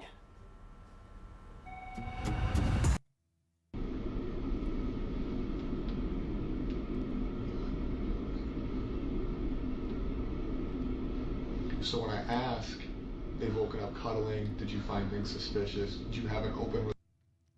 Did he talk to you? Has he made inappropriate statements? It's almost like cheating, right? Like, have you ever been cheated on?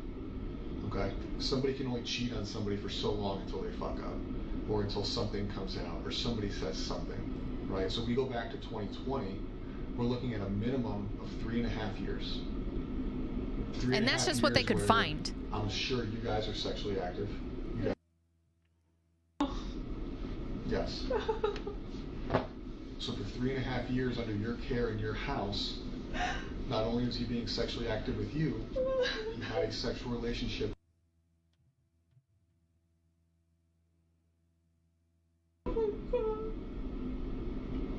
Another sigh.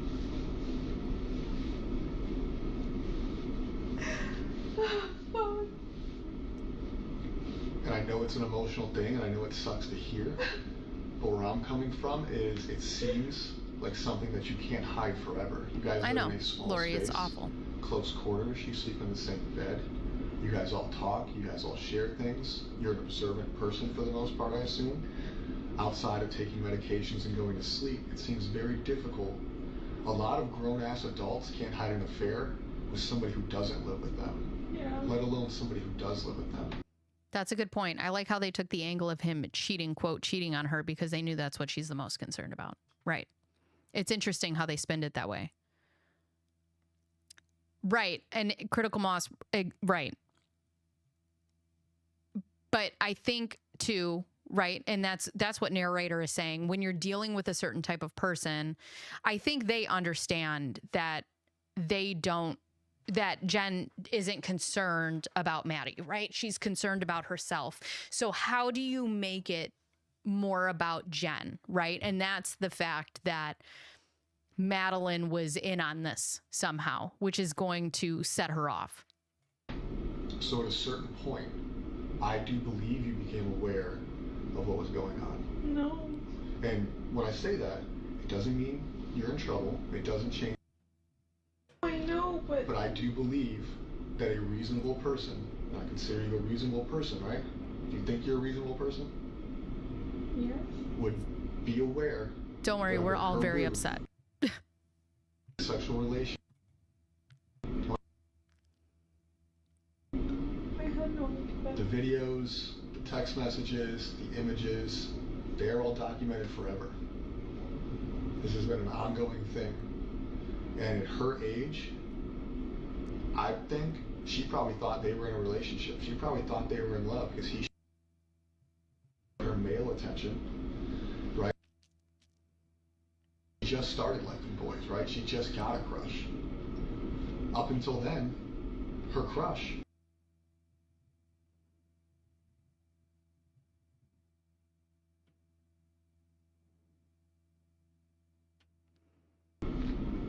At the same time, that's a good point. The cops are refraining from using certain words because they don't want her too close up. Right. They want her to feel comfortable with what she's saying. They're just trying whatever they can for some sort of response out of her. Right. Right. And that's the thing, right? Interrogation tactics can be hard to watch because it is through the lens, right? When you're watching it from the outside, it is through the lens of that Madelaine had something to do with this. And that is very hard to swallow. But when you are looking at it from this point of view, and obviously he knows because he said, you have never prioritized Madelaine over Stefan. He knows that now. So now he's going to like, I feel like we're in an episode of SVU. They try to like get in there, good cop, bad cop. This cop, I don't know how this guy's holding it together. You see him, he's squirming in his chair. He's moving his foot. This would be me. I'd be like rolling up my sleeves, pulling my earrings out. I don't know. I wouldn't be able to do that. Cohabitating. She's not sleeping in her room. But you felt the need to establish a rule that they couldn't sleep in the same room. But when you establish that rule, for 3 years, she's already been dating him, essentially. Whether that's legal or not. I had no idea. So I truthfully believe, and this is my belief, I'm not speaking for other detectives, I'm not speaking for the sheriff's office, the state police department, or honestly, it's really smart. It's really smart because Jennifer seems like a person who's only concerned with herself. So to spin this in a way that, oh, they're already dating. They're already in a relationship. They're already doing this. If anything, that's going to poke the hornet's nest and hopefully she'll explode, right? That's the idea. Any other agency I've said, and this is Kevin's belief. I believe that you became aware of your sexual relationship. We stand you, Kevin. I think at a certain point throughout this relationship, you became aware of it. And for whatever reason, your reasons are your reasons, whether it was discussed that it would stop, whether it was discussed how it would go, that you feel some sense of guilt. A lot of the news statements you've given kind of, again, my opinion only, I don't speak for anybody else, whether it's in this room or out of this room, bother me. Yeah. So she also says in her statements, we took her to school. Oh no, Stefan took her to school. She says she interchanges we and Stefan a lot. It seems like some of your emotion, up until this room, I think some of the emotion in this room is sincere. I think a lot of it's because I'm being an asshole. I'm telling you things you don't want to hear that shouldn't be said out loud. But when you talk to the news, when you talk to deputies, it feels, based on my experience in this job, that it's not sincere. I feel like some of your sadness is not real sadness. I feel like when you gave the interview with Fox 35, it was not sincere. Looking at that video one time, I didn't feel like your cries were sincere. And I'm not saying that because you're a bad person. Kevin is a king. Sometimes people struggle to show real emotion when they're aware of what the truth is. So it has to be fake. This is demised for the past, let's say, 5 years, right? But her going missing, her disappearance, if you have knowledge of how it happened, where it happened, an inclination, that emotion. Narrator, you said, I won't show it on the screen, but it says you don't think that they're being like mean enough. The restraint. Kevin is king. Emotion's not going to feel sincere because you're already aware of what happened. I would. It's almost becomes a lie at that point. If I knew anything, I promise you, I would tell you. Like, I am willing to take a lie detector test, whatever the fuck you want, but I don't know anything. He's never mentioned anything. I've never seen any signs.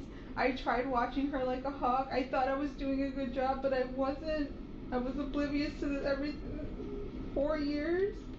Minimum. That's just how that far back the cloud goes. And I find it hard to believe for me that you were so worried about how many pills she took at night, but not where she slept or what relationship she was in. Also, I feel like in this situation, would be angry. I'd be like, what the fuck do you mean 4 years? I think that would be my first reaction. But she immediately goes to, I thought I was doing a good job, but I guess not. Interest in her. I thought we were all safe. I thought because. But Kevin is king. That he hadn't shown me anything so far. Like, everything seems fine. Like. That's a good point. That's a good point. it seems completely like status quo up until the point that he's like, I don't think you're crying for real. And then she's like, wait a minute. He seemed like he treated her like he treats you.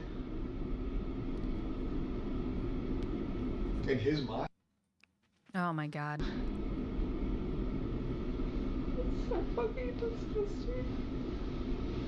So now he's in jail because of what we found on his phone, not because somebody came forward and reported that he was abused. No, I know. She's not old enough to consent. She's not old enough to have a thought process to even want anything that was happening to her. It's abuse. So he's in jail for that, but something caused what happened, right? We searched murder, because we can call it a murder. She didn't die naturally. She didn't overdose. She didn't have a heart attack. We circled murder on Monday. Something had to cause that. He's been having unrestricted sexual activity for a long time. He's getting what he wants from her, probably from you, and who knows whoever else, right? So it's not like he woke up or went to bed Sunday and he was like, you know what? I'm done with this, but I'm gonna kill her. Something happened. People don't just wake up and like, you know what? They leave people, they break up with people, but usually things cause people to snap. Right. Now what? That's a good point. You know what? And I'm in trouble, or I feel like I'm gonna, or him being out. We can go even We worse. stand, Kevin. She's pregnant. That's what questions last night led me to believe when we started talking about her period. I was told that her and her friend, and granted, I'm male, never had a period, but that somebody found it weird that they were no longer on the same cycle. Could be different because she's a teenage girl. Could be that she missed her period. Have you ever found a pregnancy test at home that wasn't yours? I have 2 underneath the bathroom sink, but I haven't seen if they're still there or not. Okay. Again, he is talking about your daughter possibly being pregnant with your boyfriend's baby. The calmness inside of this woman. But you haven't seen any used ones in the trash? No. Their relationship hasn't changed? No. Okay. So what do you think happened Sunday? Other than him killing her. What do you think made him snap?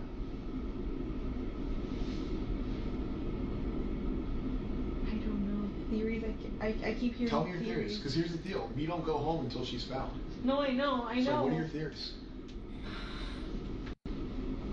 What I've heard is, what if she upset What him? I've heard. What I've heard. What I've heard. What do you think? Do you think any individual thoughts? Threatened to tell me and say that she was going to tell me, and he needed to shut that down. You know, for somebody who talks about having open communication and having a good open relationship with her daughter, she knows nothing about the situation. What do you think happened?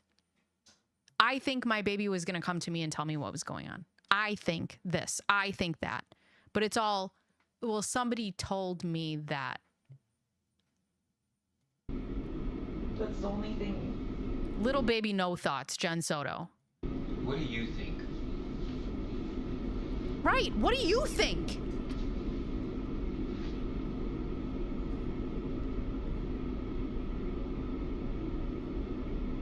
I'm so glad this will be the last time I watch this video. I believe. I don't want to believe he killed her. But from what you guys are telling me, he must have killed her Sunday night and snuck her body out in the morning. That photo you guys showed me of her slept in the car.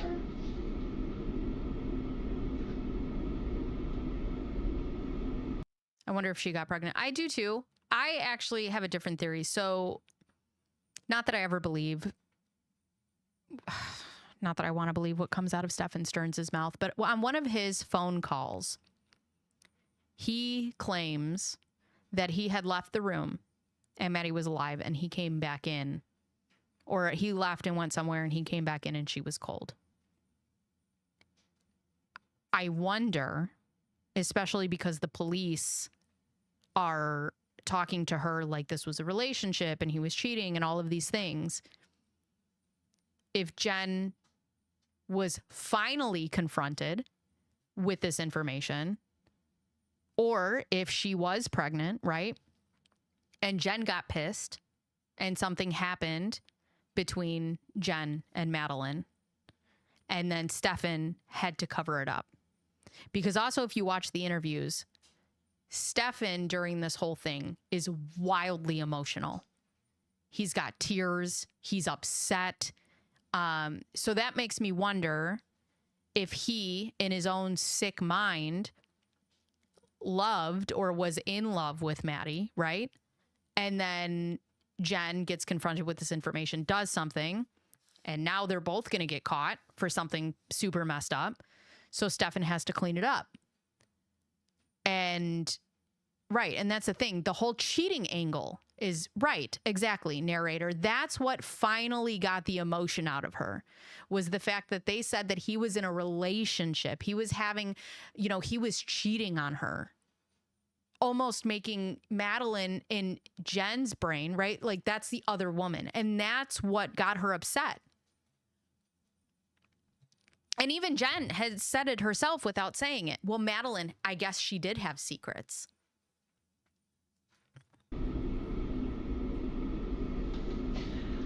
You don't want to believe he killed her.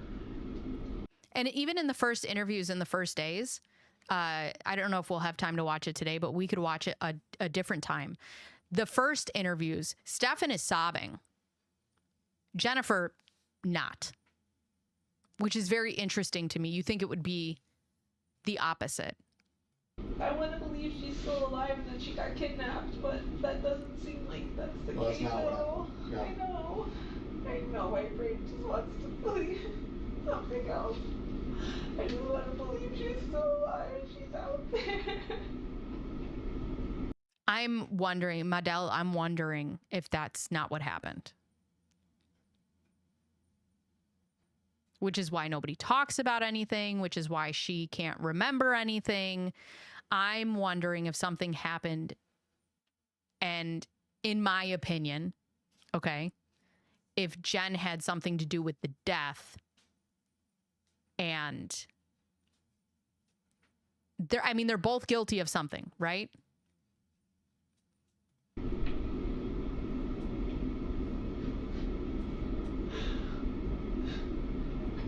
Because I have to tell you, this whole interview is so bizarre.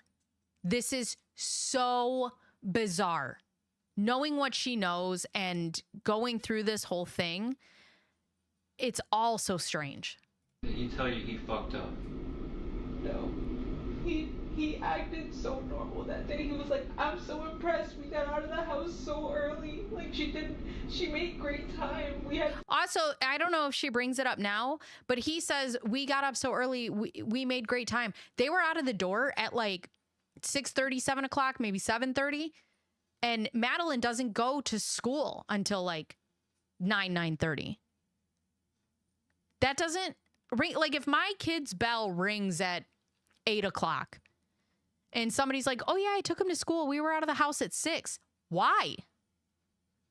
Why are you out of the house at 6 a.m.? That should have been your first question. So much time to go to McDonald's, but she didn't want to. His story was so fun. Like, every detail was so believable. He's just been lying this whole time. Like, What about that day in the car when you offered him a lawyer? Did you disclose anything to you there that made you feel like, oh fuck, he needs a lawyer? No. He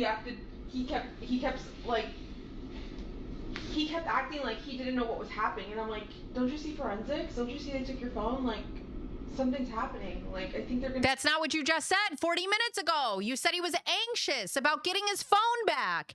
And your words were, what do you want to look more suspicious? That's in this interview. If I rewind 40 minutes ago, oh my God. They're gonna pin this on you, and I'm like, in my head I'm going, they have the wrong guy. Like, They're just honing in on the last person who saw her. But no, you guys do more. You never said, what did you do? Exactly. You never said, what did you do? I've never asked him any of that. So even after forensics, even after they took his phone, even after they showed her pictures of him doing what he did, she never turned to him and was like, what the fuck did you do to my daughter? Never. And she just says right here, I've never asked him that. I still, even up until when we got here. When we got here. Station, I'm an adult. I was convinced I'm an adult. that he hadn't done anything to her at all. What did I just do? Because of him or because of not wanting to believe she's deceased? Because of him. Because I thought he was a good guy. So up until this morning, you still think that it's not? No. You're talking about the other day. Up until when we took him. Exactly. Yes. What do you? I forgot what day of the week that was. So we're still going through his phone, his drives, like I told you, all his socials. We can date back to 2020. Based on the videos, it appears that was the start of the victimization. Okay, are we going to find anything in his phone with you? It's insane. Watch her change. Watch. We've never done anything. Has there ever been? He just said, will we ever find anything in the phone with you? Right? Watch. There's such a switch. A request for the two of you to participate in sexual activity with him? No. Regardless of you saying no or yes? No, he's never asked that. Okay. If we find pictures like that. Right here. Is that going to surprise you? So if I'm in his Google Drive, if I have a sex crimes detective, a computer person look at his phone, and they tell me, hey Kevin, I found a picture engaged in sexual activity or borderline sexual activity, is that going to surprise you? Yes, because that doesn't exist. Okay. Boom. Why? All of a sudden, yes, because that doesn't exist. That was the same. What did she say last time? When she got an attitude with him, she's crying, she's sobbing, and then it's like, no. What did she get an attitude about the last time? I like how she's crying and she's rubbing her legs and she's moving back and forth. And then all of a sudden, yeah, it doesn't exist. At any time during the course of your relationship, has he expressed that he has ever had sex with a child? No. Not a child, but when he told me when he was in high school, he graduated high school like later, like older. So this part, she says that he graduated high school later. That's another good point. The fact that she had to skip a beat to think about that before answering. Yeah. So she says in this part right here that he had graduated later and that like 2 years or 3 years later from high school, and that he had dated a girl that was like 15.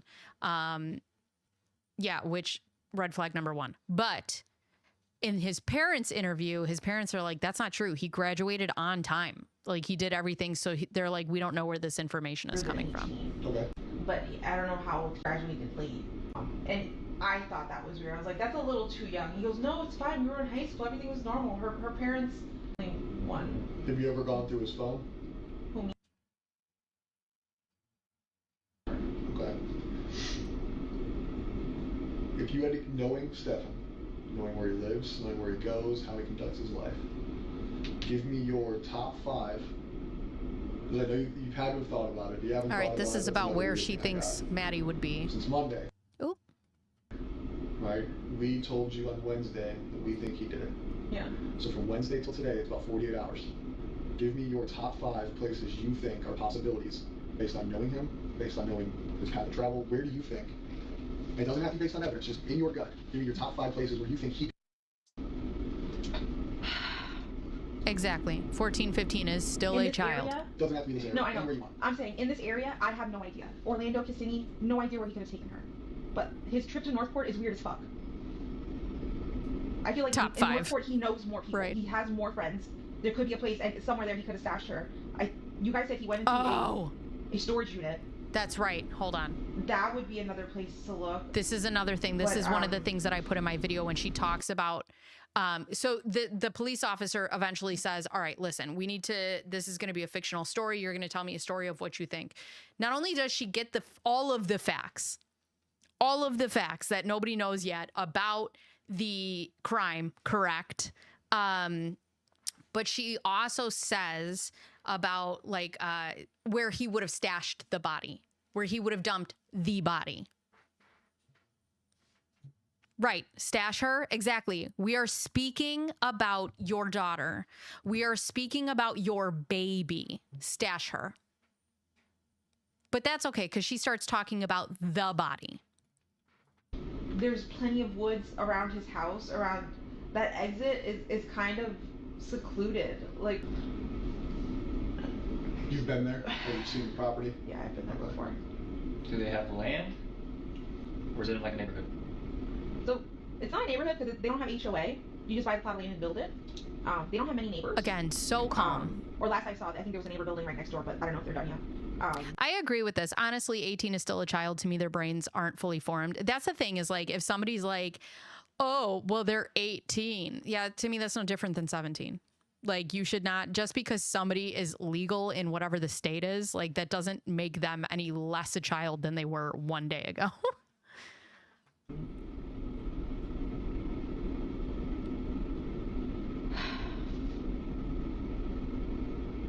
So calm. There would have been more spots. When we're speaking about where your daughter could be. Because from what you guys have told me, he went to St. Cloud, he went to...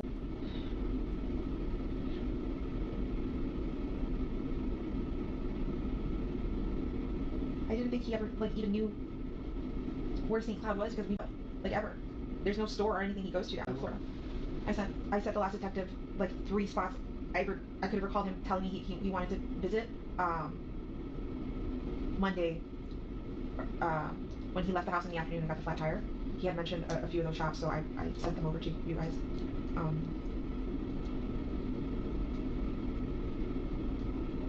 There's honestly nowhere I can think of. We've never gone to... The only wooded area that we've ever gone together would be Shingle Creek Regional Park, where the Pioneer Village is. Okay. We would all cruise the creek, explore. We've taken a canoe up that creek before. Yeah, I often think about that, Carl. It's not the same, but I dated a 22-year-old woman when I was 18. My thought process is at 22 years old, what do I have in common with an 18-year-old? That's where you really have to look at it. Like, when you get older, the age difference doesn't matter so much. I think it's more about life experience. But I don't understand, like, that would be if somebody told me that they were 22, because I have to tell you right now, I'm 39 and I have spoken to 25-year-olds before where I'm like, yuck. Like, we are just not on the same playing field when it comes to life or experiences or, you know, sometime maturity. So if somebody were to come to me and they're like, I'm 22 and my boyfriend's 18, I'd be like, why? Why not another 22-year-old? You know, I don't know. Right. And back then you couldn't see it. And also you shouldn't have been in charge of seeing it because you were the younger party. That's the difference. We will hear more stories like this. Right. Then the Kissimmee Trail. There's a trail that runs right behind mine as well. Like, he may have gone because that's where I know I've gone with him before. But anywhere else, I have no idea. So our ERT team, so emergency response team, is just a group of people who search areas. Doesn't have to be wooded, can be wooded, can be swampy. They've been out for 3 days. They're gonna be out all weekend. They will eventually, whether it's today, whether it's tomorrow, whether it's in 2026. Okay. I don't think you want that to take too long. Right? I'm sure you'd like to have a funeral. I'm sure you'd like to have a memorial service. It's not different. The last thing you want is for us to call you in a year and say, hey, we found remains. We don't know. Okay. That may not be something you thought about till just now, but I can tell you, being someone who investigates homicide, I keep stopping to that's something comment. that everybody has to come think about eventually. If you can think of anything that would assist us in making that happen to you today versus 2 years from now, regardless of why you know or how you know, we need it. No, I know. If I knew anything, I would tell you right now. I promise. I want her back so bad. That's the other thing that she says in her very first interview is, I want her back, whatever that means. I want to think about planning a funeral.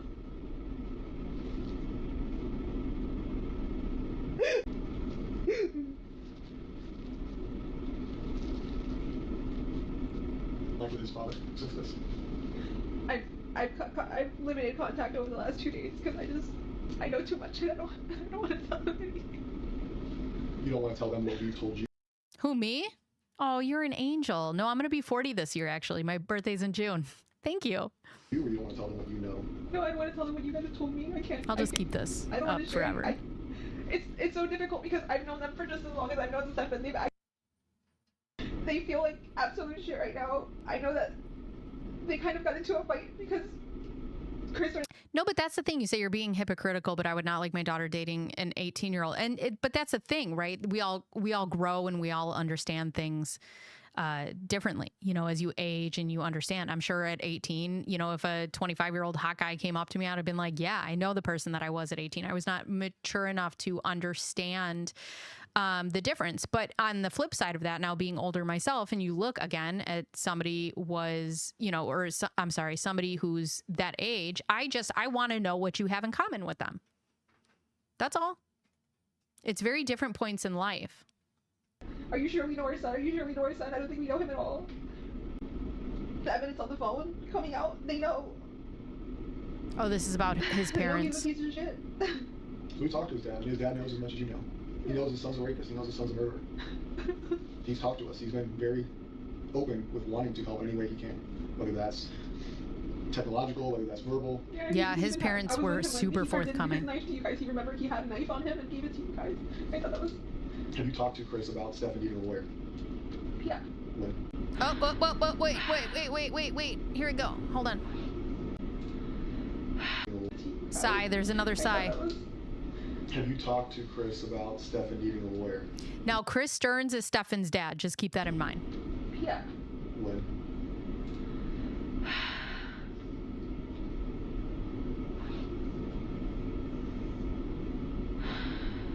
Sigh. Two sighs. You guys showed me the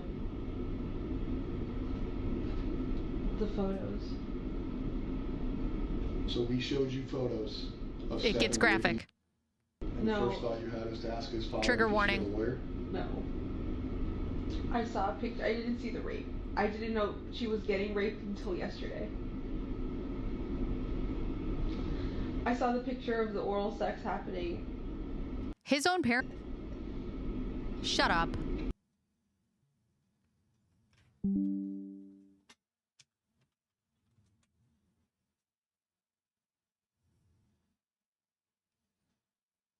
All right. Can you guys see me? It said that it disconnected and then connected again.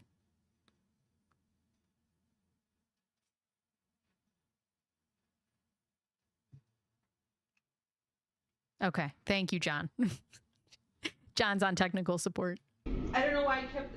I can't tell you why my brain kept thinking, no, he didn't kill her. Not that he didn't kill her, but she's still missing. She's still out there. She was taken. Yes, he's done this to her, and that's not okay. It was fine earlier. She was still. I felt in my body she was still alive. She was still out there. I told Chris to get him a lawyer because I felt like you guys were chasing the wrong person. After you saw the photos. I showed you a picture. Thank you. Trigger The warning. picture you saw, she was giving a blowjob to a grown-ass man and you told his dad to get him a lawyer. Missing, right?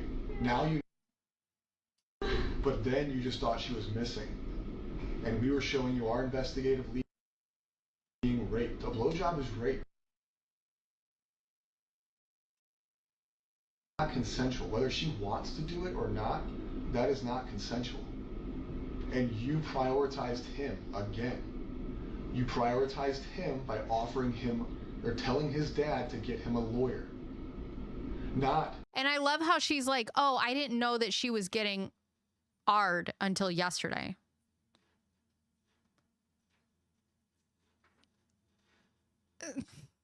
What the fuck did he do? Hey, we need to figure out what happened. No, let's protect Stefan. Exactly. No, it's not. I was in shock. I was in shock. Shock. That is your natural instinct to protect Stefan. Okay? And if Kevin that's is naturally king. how you react, that's fine. But that goes into what I've been telling you this whole conversation is I don't believe a lot of the things you're saying, and I don't Kevin believe is a lot king. of the things you say you weren't aware of.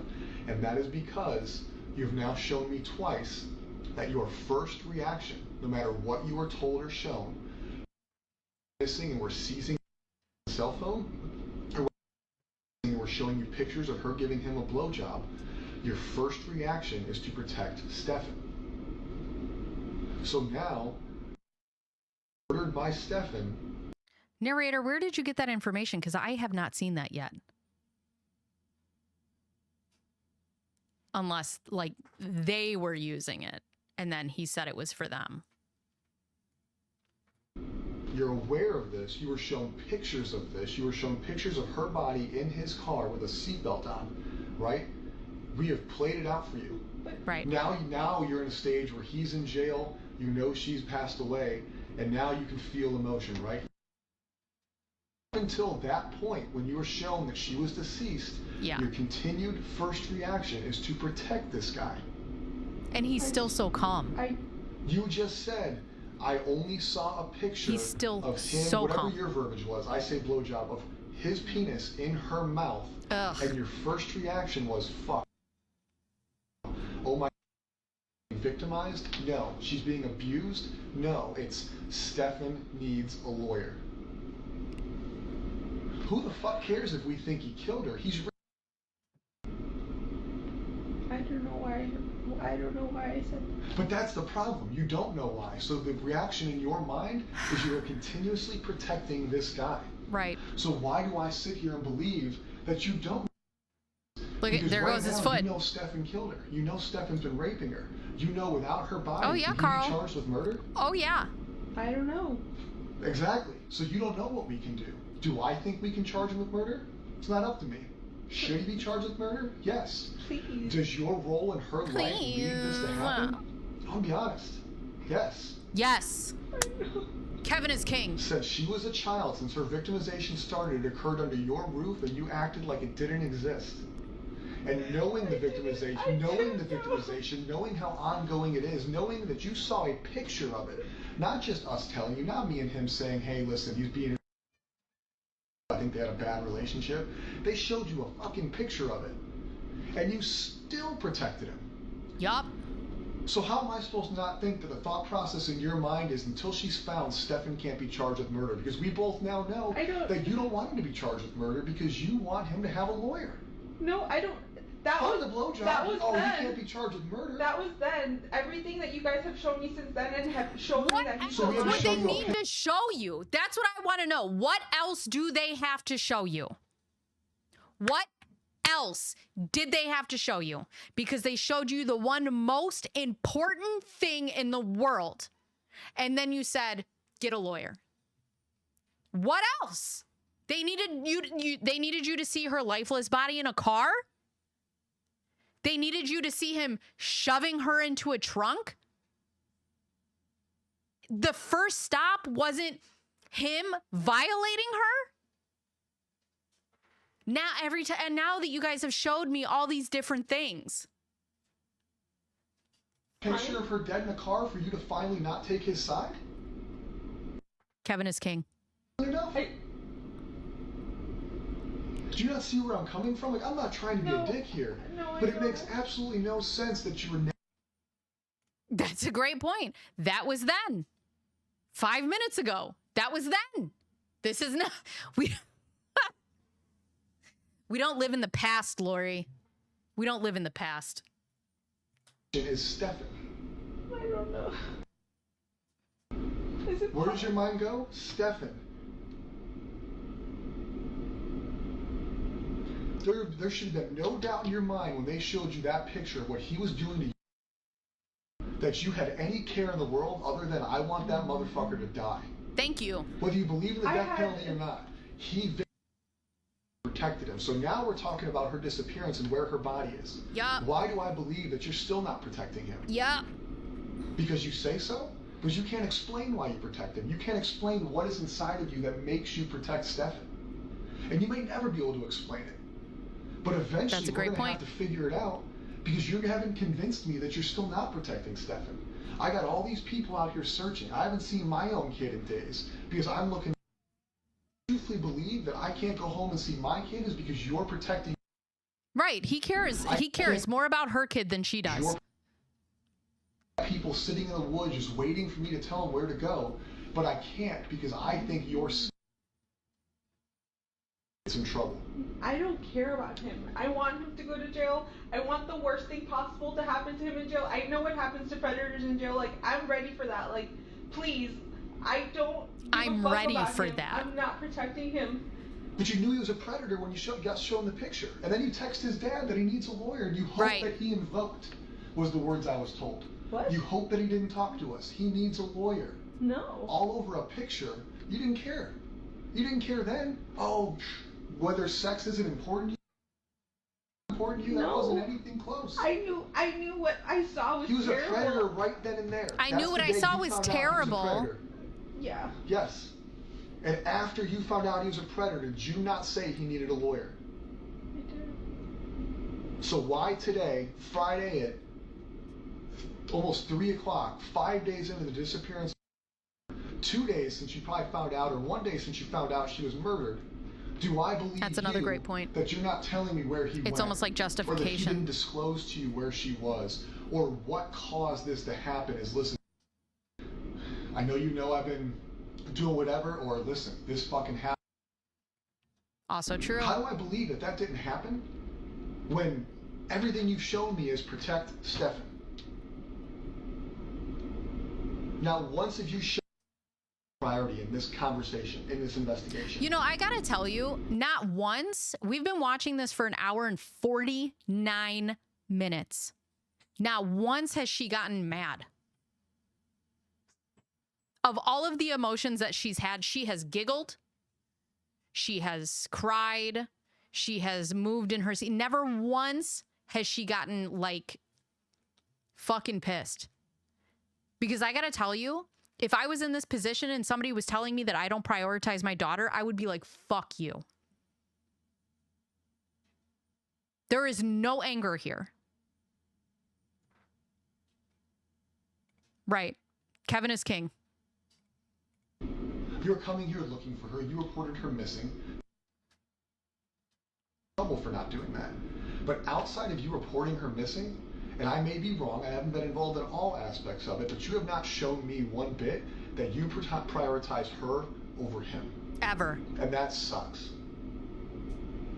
Not because we're working our asses off for your family, not because we have people out there sweating their asses off for your family, but because I feel like all I care about is your care is to make sure Stefan doesn't get held fucking accountable.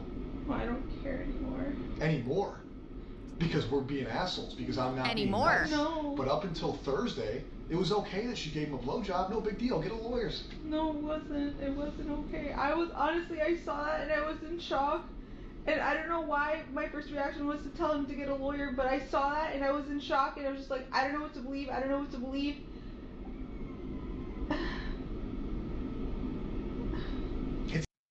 Wait, Lori, what? Is this where is this from? Went home and listened to her and Stefan's song while holding a photo? Shut up. You're lying. I'm going to have to find that fact. It's easy to believe it now. We showed you pictures of it. You can't deny it anymore. The sex was okay. The murder's not. At least that makes sense. None of that's okay. I want to know what it is. And not because I think you're a bad parent, not because I think you're a bad person. Dead or alive, she's missing. Her body is out there, and her body needs to be recovered so she can have a proper burial, a proper funeral. She needs to be laid to rest. Your family needs to be able to mourn. It's so interesting to me that Kevin, and I mean, this other officer is very quiet, but this guy, he cares so much more about Maddie. Her, and we need that information. That is life. That is not life of the law. That's not life of the sheriff's office. That is common decency. Yes. That is what she deserves. That is what you deserve. That is what your family deserves. But the longer that happens, the longer it takes us to find her, the less likely that's going to be for you guys. And I'm sorry if I'm wrong. I truly am. But deep down, you haven't showed me that I am. I don't know what I need to show you. Prioritize her over Stephen. Think of places he would have dumped her body. Think of places he went, things you talked about, things you've discussed, whether that's this week, last week. Don't put it in your mind that he's been victimizing you, or don't put in your mind that I'm being a dick. Right. What can I think about to find out where How do I help?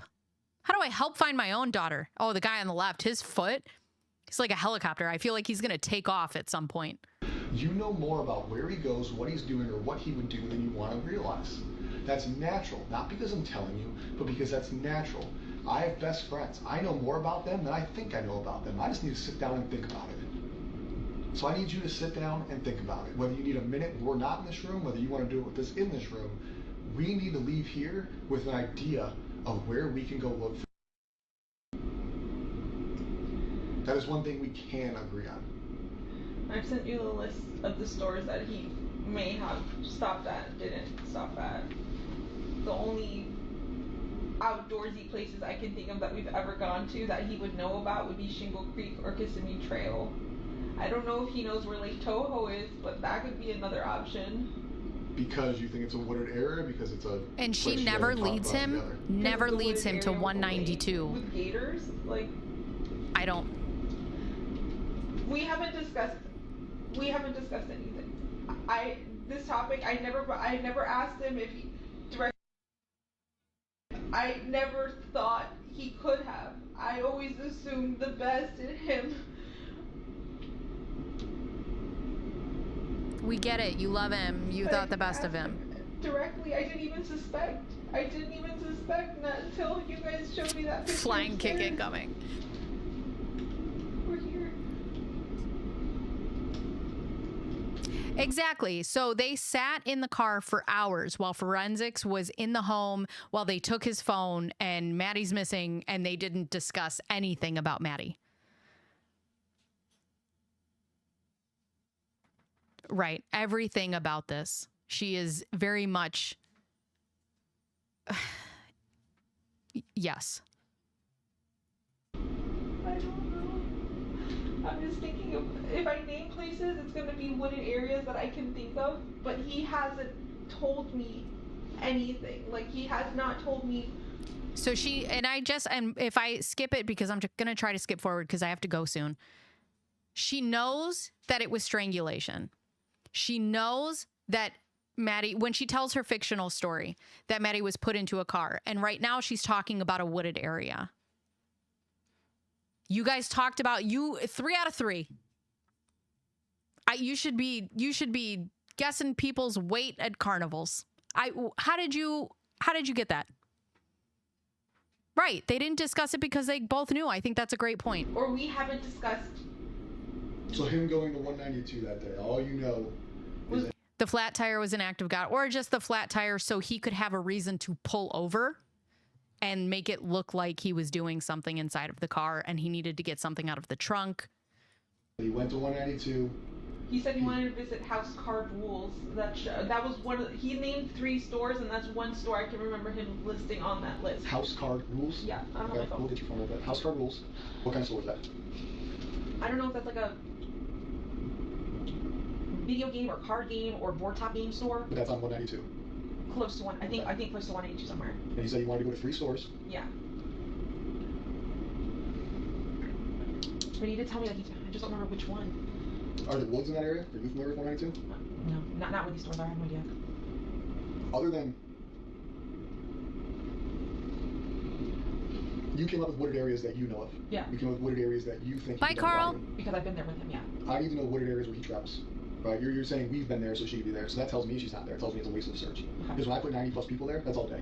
Right? We got to coordinate that. We got to put them there. So we need fruitful searches. Yeah. So I need likely places that you think. And I need places you think based on the conversations with him, not because you can picture in your mind that there's trees there.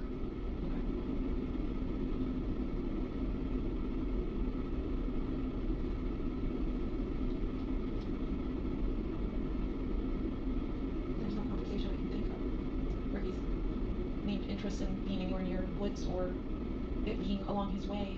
You said he got a flat tire. Tell me about the flat tire you got. So he said he got a flat tire. Well, he had to change the tire because they saw it on surveillance. I'm not sure when he got a flat tire, but he said he got a flat tire and then came directly home, and he got home around 2:40. So flat tire.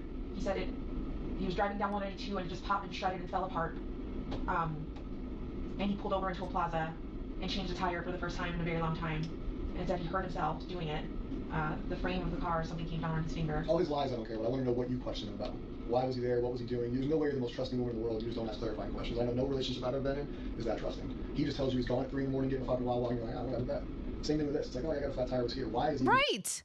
Right. Oh, you're just out at 3 in the morning. You're like, oh, I just want whatever this food is. God, this cop is so good. Places. Do you not question him? Why were you on 192? Why did you dip out at 3 in the morning with my car? I didn't know he dipped out. Because this is 2 times you went to 192. Went to 192 the day she disappeared. 192 right? is where they ended up finding her off of that. South of where she went missing, because supposedly she went missing. And 192 is south of where that is. And I not very likely that that's the route she went on foot or abducted, and him driving around is somehow going to locate her. And he did tell. I did question that. I was like, when I asked him where he's searching, he said 182. I said, why? That's nowhere where she would be. And he didn't. Then that's the first place you go. That's the first place you go. When the police are taking his phone, when forensics are in your house, you're like, wow, why would you be on 192? You know where I need to be? 192. Me a clear answer, and I don't know why I didn't push it. I just thought he was being stupid and oblivious, because I don't see him as the smartest man. Like, I don't. I let him do what he does. I let him do what he does? I let him do what he does. But I don't trust a lot of his... Is the word judgment? I'm not sure, but I just don't trust that he makes the smartest decisions sometimes. Like, he likes to act like the smartest man in the room, but I don't think he is. Do what he does. Meaning? I'm sorry? You said, I let him do what he does? Yeah. Listen. If he wants to just get up and go to the store, I'll ask where you're going, but I won't stop him. Just let him go on his way. I'll let him do what he wants to do. Yeah, okay. What do you think happened? One thing to know. You know she's deceased. We showed you pictures of she's deceased. We know that she's probably deceased. All right, here's where we go. This is the last important part of this. I know you showed me pictures, but for the purpose of this conversation, I need you to believe it because I need you to figure it out. I need you to tell me what you think happened to her. There's his foot. I think he killed her that night. How? I don't know. Could it be possible that he drugged her? Could he have choked her? I just don't know how you kill someone and don't leave a mess or don't leave evidence. I forgot that she said drugged her. Now it's interesting because there was nothing in her toxicology report, or at least what the coroner had brought out or let out, but they did say that he looked up sevoflurane, which is something that they use on kids getting surgery. And he looked up, can it be found in a drug screening? And he wasn't getting a job and he doesn't have a child getting surgery. So it's interesting that she said drugged, number one. And number two, the strangling, or he choked her. I don't know how you commit a crime without causing a crime scene, right? And it's interesting that would be the first one and not suffocation, not hit her head, not, just very interesting. Who was in Jen's Nissan when it made the second trip to the dump site between 3 and 4 a.m. on Monday night? Oh, interesting. That's an interesting point. If it was Stefan or if it was her. They asked her how immediately. The cause of death is, in fact, strangulation, yes.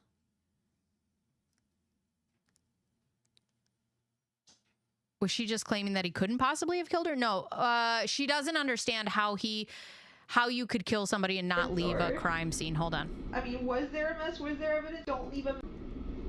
Choked her? I just don't know how you kill someone and don't leave a mess or don't leave evidence or... I mean, was there a mess? Was there evidence? I haven't gone Was there a mess? You never went upstairs to look through your daughter's stuff when she was missing? upstairs. I don't know what you guys. I barely went into the house today, so I don't know. Today? Ma'am, it's Friday. What? I need to know what you think happened. Oh my God. I think he killed her. How? You mentioned drugged her, you mentioned other things. Explain your reasoning behind those assumptions and we'll move forward day by day. So he had access to benzos and I think Lunesta. What are those? I'm not familiar with that. Benzodiazepines are anxiety medications which relax you and can make you sleepy. They would be able to put that, find that in her And system, Lunesta, though. I think is a sleeping I don't medication know if we have access to that for information, insomnia. but So I don't know if it's possible he gave her something and she was drugged. And in those photos that you showed me where you're saying she's dead, maybe she was drugged. But if she is dead and it was done upstairs, I could just only imagine that he choked her. I don't know how else you would kill someone and not leave a mess. How do you think he got her out? I have no idea because roommates come in and out of the house at any given point in the morning and we don't know their schedules. They can come in at any time. You guys showed me a picture, I think, of him or her. narrator, that's a great point. If you truly thought that somebody was not evil, why wouldn't you be like, oh my God, something accidentally happened? Maybe we mixed up her medication. Maybe we did X, Y, and Z. Interesting. Put her in the trunk and dumped her on. Right, Mr. Innocent. Exactly. Her in the car at 7:30 in the morning. My roommate left the house. She's the one who leaves the earliest. She left at 7:45. So like, what if he had waited a little longer? She would have caught him with carrying a body out of the house. How did he do that without being caught or seen? That's what I don't understand because like, did you guys check and see if any of my neighbors have ring cameras? Any? Nothing? I don't know what data we've gotten from them, but at this point I need to know what you think happened to her. I don't need you to ask us what we found. Okay. What we found has happened. I need you to come up in your words, in your mind, what do you think happened that night into Monday, because we do not know. I don't know if her murder occurred Sunday or Monday. All we know is that when you went to bed... This is also another great point. So I need to know what you think happened to her, how he got her out of the house, where he went, how he got her in the car, what is thought, and what happened.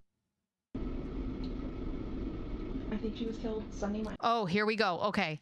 Now, and even the cop calls her out and says, this is oddly specific. Sunday night into Monday morning.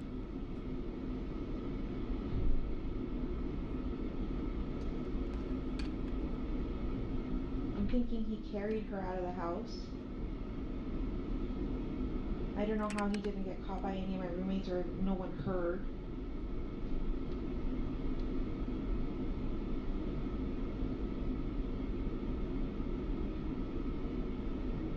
You're saying he drove all around town.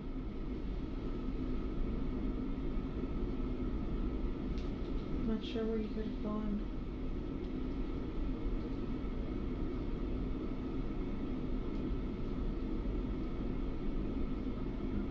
And then him coming home and leaving, and coming home and leaving, what do you think? Knowing that he killed her.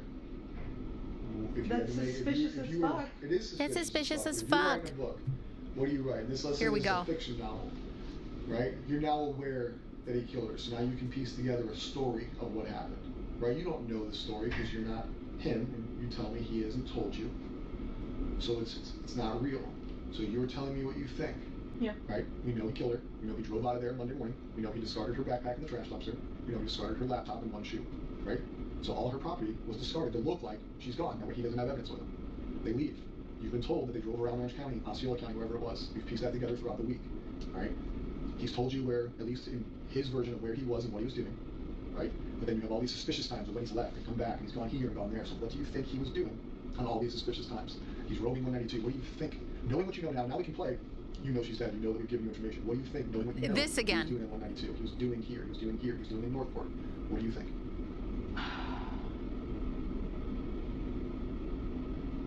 So him leaving early in the morning and driving around aimlessly somewhere. And she is oddly calm talking about this situation. And yes, that's a good point. No innocent mother could imagine the scenario. It would be too repulsive to even imagine. And that's the thing. Now she's coming up with a scenario. Sorry.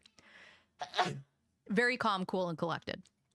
I feel like he stashed the body at that time. Stashed the body. Stashed the body. May have been for the best. I wasn't here for a sec. Hi, Critical. When he came back. Thank you. And then left again. But see, it's daytime. Like, how could you move a body or move something in daytime and not be seen? And all of a sudden now she has two brain cells to rub together because here we go. I feel like he went back to check to make sure he did a good job or to move the body again. I don't know.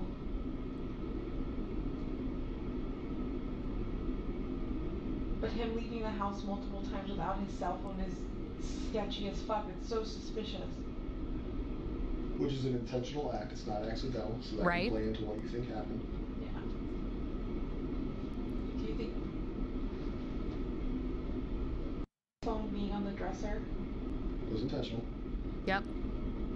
Her cell records and her cell data from her cell phone show it is not common for her to leave her phone at home. It is Oh, common for her to look go at to that. No teenager leaves their phone at home. It's what they're attached to it. She's left her phone home multiple Her times. cell data shows that normally it goes with her. So that's Look at intentional. that. See, she said she leaves her cell phone home all the time. And he says her cell data shows us otherwise. You know it's intentional because he left his too, Yeah. right? Whether it's an accident last Friday, this Monday, was not an accident. So you think that he dumped her when he was driving around? You think that when he left, he went to check her body? Possibly. Okay. Why would you go back out to 182 without your cell phone? I don't disagree. So he goes out to 192. We think he may have checked where he dropped her or dumped her. He comes home. He tells you he was just roaming around aimlessly. Right? Yeah. So that's twice on 192 in one day because he went to look at the house of cards bullshit or whatever it is. Yeah. And then he went to do the roaming to look for her on this random highway that he never goes to. Okay. We go into the next day and the next day. It's just so interesting to me that when she speaks about Maddie or what could have happened to her or just anything about Maddie, this, you're right, this is her posture. And she is calm.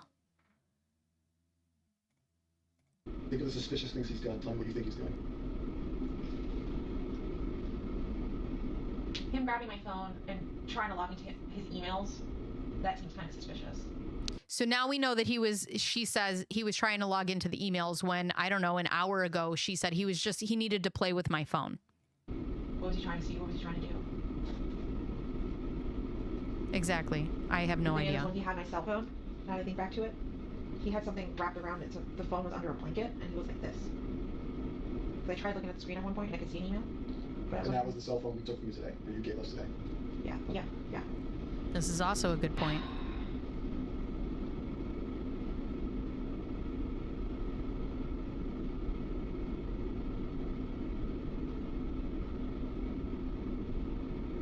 Can you guys tell me if this is true? Because I recall a family member telling me something, like my sister. Was the last thing searched on it Amber Alert? Her cell phone has Amber Alert searches in it, but I looked through her cell phone last night. I do believe that she may have been clicking on links for Amber Alerts that came through. I don't think she was actually searching them. Okay. They could have just been links she clicked on.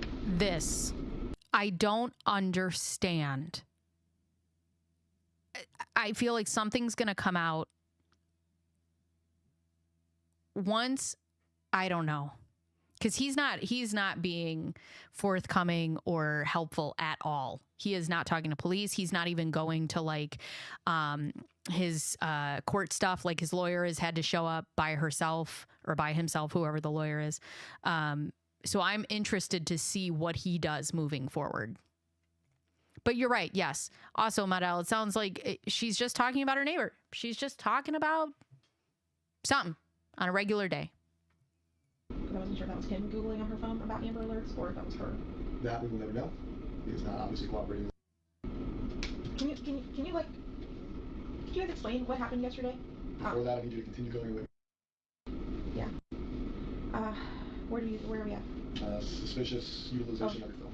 Of the phone, him disappearing multiple times, him disappearing to Northport. What the hell was he doing? That is suspicious. I mean, now that I know that that's where he went, that is suspicious as all fuck. Why did he go to a storage unit facility? What was he grabbing? What was he trying to dispose of? Or what was he trying to hide? His hard drive. We know that now. That to me is suspicious. Do you put more weight on that than 192? 192, no, because 192 would be... Something happened in Northport. There'd be no reason he would take... Do you understand what I was asking with that phrase? Putting weight on it? Like, do you feel like it's more suspicious what he was doing in Northport versus 192?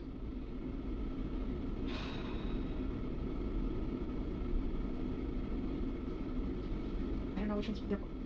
I don't know which one is more suspicious to me. They both... 180...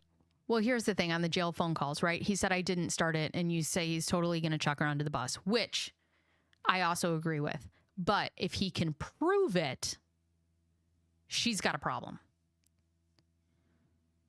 Does she honestly think she's not being... I don't think she has a lot of self-awareness. I have to be honest with you. I don't think she does. Unless she was in my trunk the whole time and he went to Northport. There it is. Unless she was in my trunk the whole time and he went to Northport. She has never been told that detail. The trunk of your car? Yeah. The trunk of your car? Didn't you drive your car at some point? Did you guys sit in your car at some point? I did. So that's what I'm saying. Like, I would have probably smelled something, but I didn't. So I'm just trying to think, like, did he stash a body in Northport? No. Just wait, Moss. He was probably hiding something or destroying something. So I guess 192 would probably be the most important right now.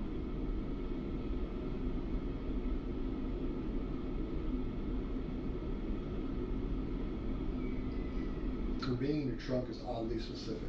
Oddly specific. The only reason I say that is because from what you guys have told me, he went directly from the hotel to Northport. I don't think he made any stops anywhere in Kissimmee or anything first and then went to Northport. All we know is what we can piece together through accessible camera. They never told her that Maddie was put into the trunk of a car. And data. So his movements, his driving patterns, his actions, we can only 100% say what they are if they're on camera. Okay. So we can say he went to Northport because his car was in Northport. Where he stopped, where he went in between, that cannot be factual from us if we don't have a camera. It can just be an assumption, which is why I want your assumptions, because you know him, I don't. Yeah.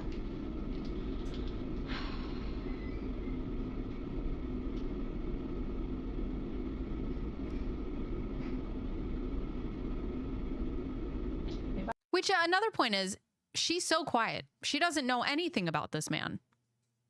I don't know. I don't know what he does. I don't know blah, blah, blah. I don't know this about him. I don't know that. You know him enough to let your daughter sleep in the bed with him, don't you?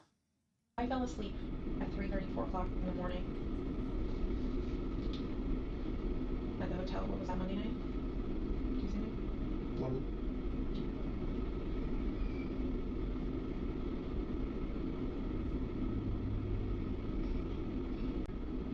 Wherever he stashed her and then took her to Northport. Wherever he stashed her. I think he had time.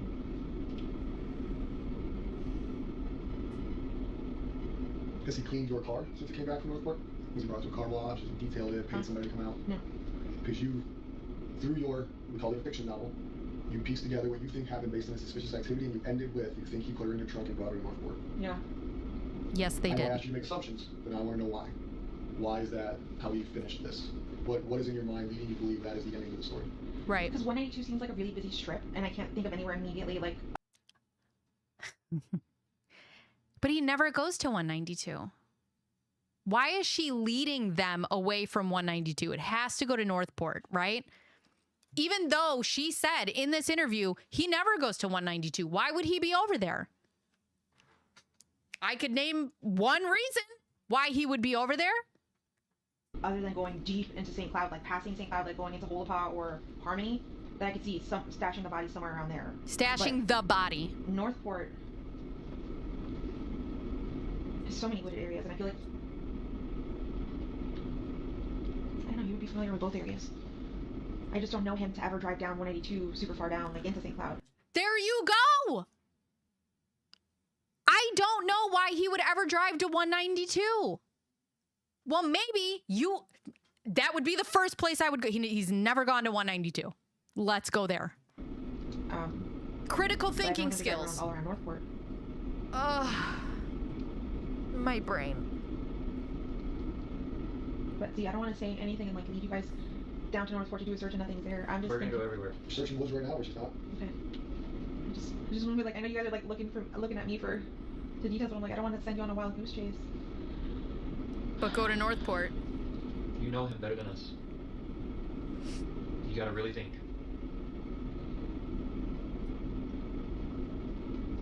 That's asking a lot, Detective.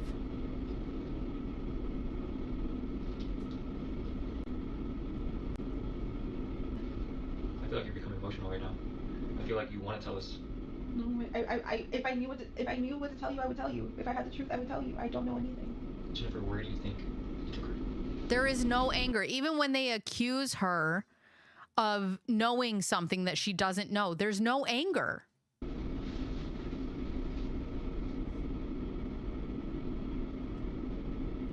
If I were him, and I had to stash a body. Stash a body. But I would never do this. But I would never do this.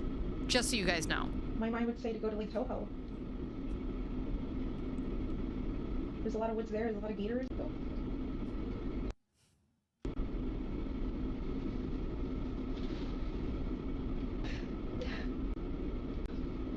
The Volusia County Sheriff's Office just found somebody the other day who's missing for a long time. People get found. Sometimes what you need to think about is when we find her, is there an opportunity or a chance that we are going to prove that you did not assist us to your full capability in this investigation? And if that is true, you need to think about the consequences of that. Consequences of hindering a murder investigation or a capital sexual battery investigation could be punishable up to probably the same charges, the same time in jail. And I know you know that I don't believe what you're saying. I know you know that I think you prioritize Stephanie. Thank you. Prioritize jail. Kevin is king. You know what I'm saying? Like, if we come back and prove that you sat in this room and misled us, that you didn't lead us in the right direction, or that you assisted, or you acknowledged, or you knew, you're going to be warning from jail. If I know anything, I swear I would tell you. He has mentioned, we haven't discussed this. I had no suspicion of anything. Right. He did not tell me any more details. Like, are we wasting your time? Shops that I had mentioned. That's another good point. Maybe they did talk about where to take her. On any of the days that he came home after these suspicious outings, 182 trips, Northport trips, and everything else, did he change clothes? Did he come home and appear disheveled, sweaty? I think he showered. He showered. It's possible he could have come home all sweaty and disheveled after the supposed changing the tire thing, or anything like that. Did he do anything he normally doesn't do within the house around you?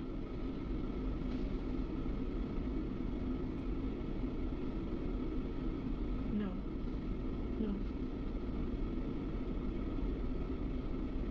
He was like, well, sitting in the computer chair, chatting away with me, talking about not resetting his phone, updating his phone. Is she now? Do we know that for sure?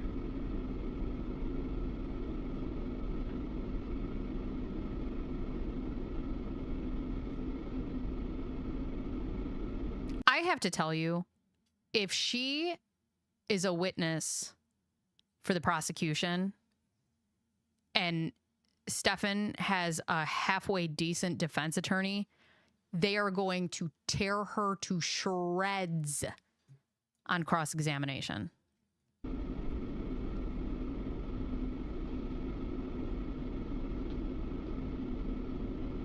Did he carry tools in his car to change tire, typically? Did he leave in the car after? I think he left everything in the car.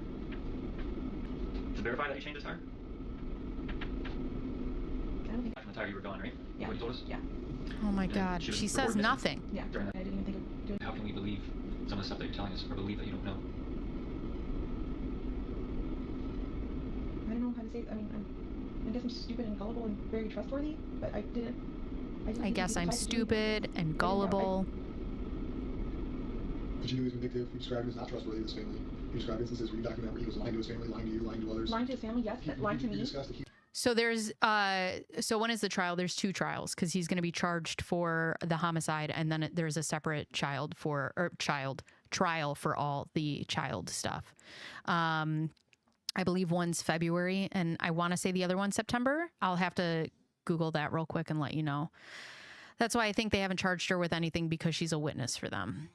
Oh, February 24th. Oh God, I hope we can watch it, because I would love to see them tear him apart on the stand. It wasn't his family. You're not describing him in a positive light at all. So this trust, this caring, all this stuff makes no sense, because you regardless of the victimization.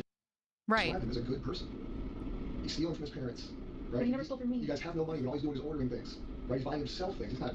Thank you, Lori. He's a selfish thief. You can call it a robbery. They robbed his parents. So here's the first one. Who you describe me as untrustworthy. I thought he was. And here's the second one. What happened to her? Where did you... that? I can't fathom that. I can't wrap my head around it.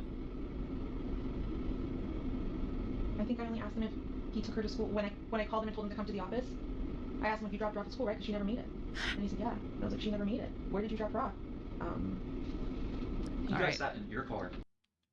Right. And you talked about nothing. There's no way. A reasonable person would have been questioning him. You were the last person with her. What the hell happened this morning? You never did that in that car.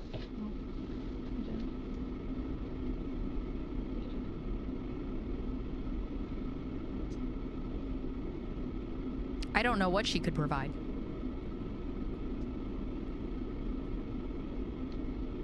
I remember being on my phone. Because if she can provide anything, right? If she can provide something and prosecution ends up using her, then what happens to all of this, all of these interviews?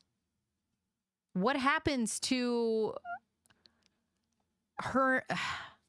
I mean, can you get in trouble for that? Like if you don't tell investigators anything and then you come out on prosecution, you're like, actually, I did. Just kidding. Jokesies. Like you can't do that. He was on my phone for a little bit. Anything. Asking him that one time to me was, if he took her to school, that was enough answer for me. I don't know. I just wanted to think. Oh God. Juvenile robbery suspects utilize the excuse of I was high on bars, I took Xanax, I was blacked out.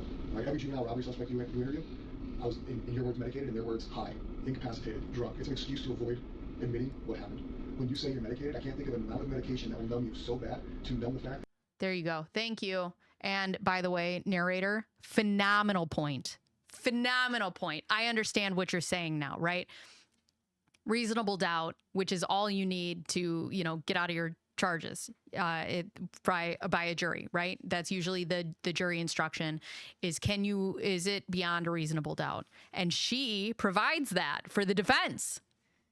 If anything, I'd be like, you know what, prosecution, don't call her as a witness. Don't bring her, because that's true. That does a lot of this. A lot of Jen Soto provides reasonable doubt for. That's wow. Yeah. Okay. More than she's admitting to, or she's brilliantly fooling the prosecutor. Yeah. Zero credibility. That the investigation is occurring right in front of your So this face. is what she's talking, or he's talking about with the medication. So being medicated is just an excuse to avoid answering why. Thank you. You. Discuss with him what happened. Kevin is king. Minimizes your guys' interaction by saying you were not fully coherent. But that's a good point. Person I know who can sit in a car and watch a bunch of detectives and crime scene investigators and everybody else search her house, seize her house. Kevin is king. And be so numb that somehow is not ringing bells, is not overcoming the power of this little medication. There's no way. The human body will overcome that in a big situation. You didn't take enough medication to numb you of the reality of what was occurring. I mean, there's no way. I mean, Unless what? You're fully incapacitated. There's no way you were so numb that everything he described to you, everything I described to you was not in the forefront of your mind. Kevin is king. Just like these robbery kids weren't blacked out. They weren't high enough to not remember the robbery. They just don't want to talk about it. No, it wasn't clicking. It didn't click to me. Like you guys telling me like you can't be hyper vigilant about your daughter and dumb at the same time. You can't. You cannot. You have to pick one or the other. Either you're a hyper vigilant mother or you're dumb. You cannot be both. There's always like this and that. I still believed the story he had told me, that when we were sitting in the car, I still fully believed everything he had told me. I didn't doubt him. I really thought you guys were going after the wrong guy. I'm like, they're wasting time. The real suspect is out there. She's being sex trafficked. That was my biggest fear, is that she was being sex trafficked. If Kevin watches this, Kevin is king. I want to make a t-shirt that says Kevin is king. Kevin, we stand Kevin. I didn't think that she would actually be dead. But she thought enough to get him a lawyer. Oh, yes, you did. I really thought you guys were going after the wrong guy.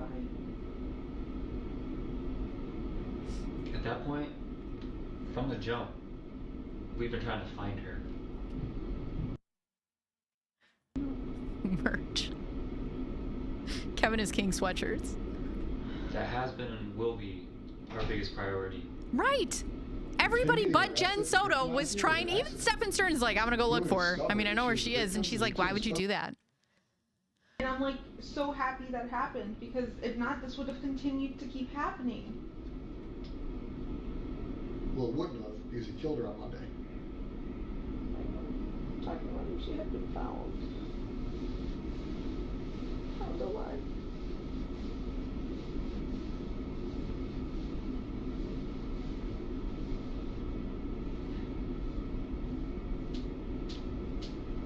Look at these cops. They're like, just tell her where she is.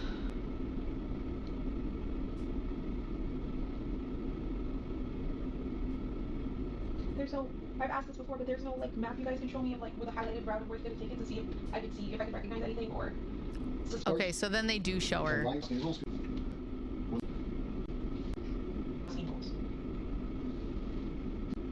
we ever went down 182 together, it would typically be in this direction towards 535, towards. I've never. I think he's aware of it. No. Oh, okay. So one of my really good friends lives. I don't know what she's one of like two people I know live in the same. We all kind of hang out together, but Never been to her house. Yes. He ever talks about who is that? Can you pull the map? Research. So this is just about the map. Go hiking down the Like, verbal about that? Did she make that known to you guys? She always told me that if we were to go hiking out there, to let her know, because I've gone hiking down. But your gut tells us no. Lake Lizzie probably not. Like, does he remember what the name of Lake Lizzie is? Probably not. All right. He told me he was gonna. He's like, oh, every time I did. Okay. All right, I think we're done here. And then they leave her. And then they pretty much find out, they find her body right then. Like they go and they find, whoa, what am I doing? They find her. Do you swear that everything you talked about today in this interview is true, correct? Yes. Did you lie to me? We'll talk at any time. No. Okay. Do you currently know, or have you ever been aware of where the body has been since Monday? No. Instance, or the first thing Stefan went and he at one point questions you. It's not your only opportunity. Your only opportunity phase was you saying there will be other options for you guys questions. The sheriff's. I'm so curious to see what comes out from this. All right, now this whole thing is odd to me as well. I'll speed this up like way fast. She just kind of lays around. Sleepy Soto is what we're gonna start calling her. Sleepy Jen Soto. Also, I'll just mute this for our ears. But she lays here. She moves around. Fidgets with her purse. And just sits. After taking in all of that information, she just sits. And they leave her in here. No tears. Well, there she is. Now she's crying.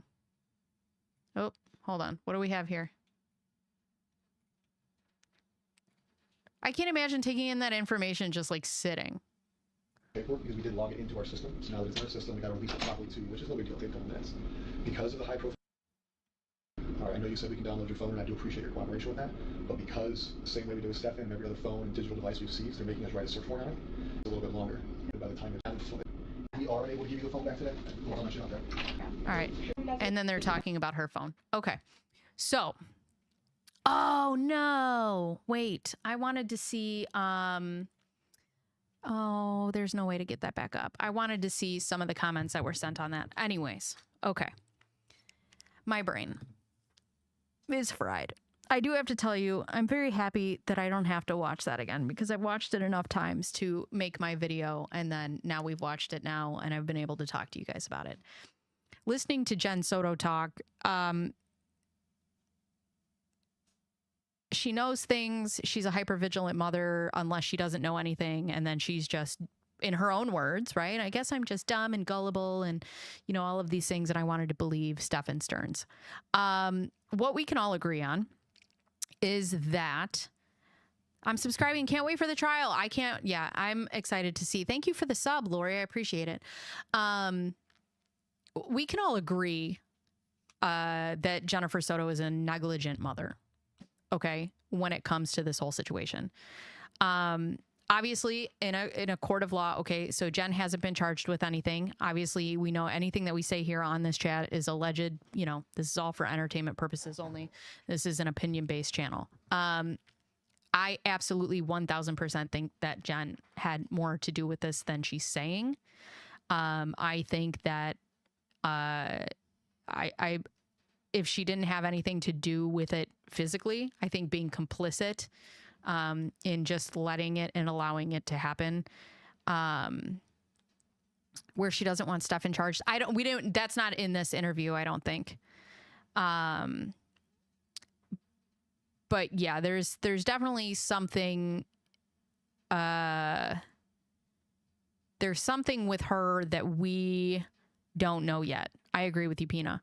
And the bare minimum, she knew what was going on. I agree. I think that sometimes people just want to turn a blind eye to things and they really know what's going on. I think that's what it was in this situation. I think that, like the police officer said, Jen Soto prioritized Stefan Stearns, and and that'll always, that is what always came before Madelaine, and that's it.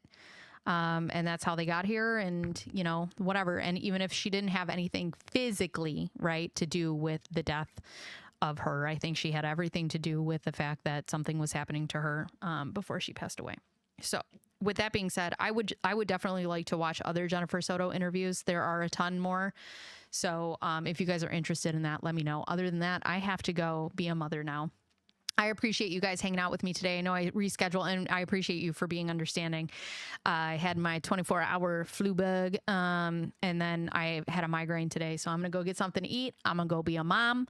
And I appreciate you guys allowing me to reschedule and hang out with me and watching these things and having great discussions about this. You guys are the best. And just remember, uploads every Wednesday, live streams every Thursday, unless my kids got something going on. And then, I got to make some changes. But other than that, I will see you guys next time. Bye.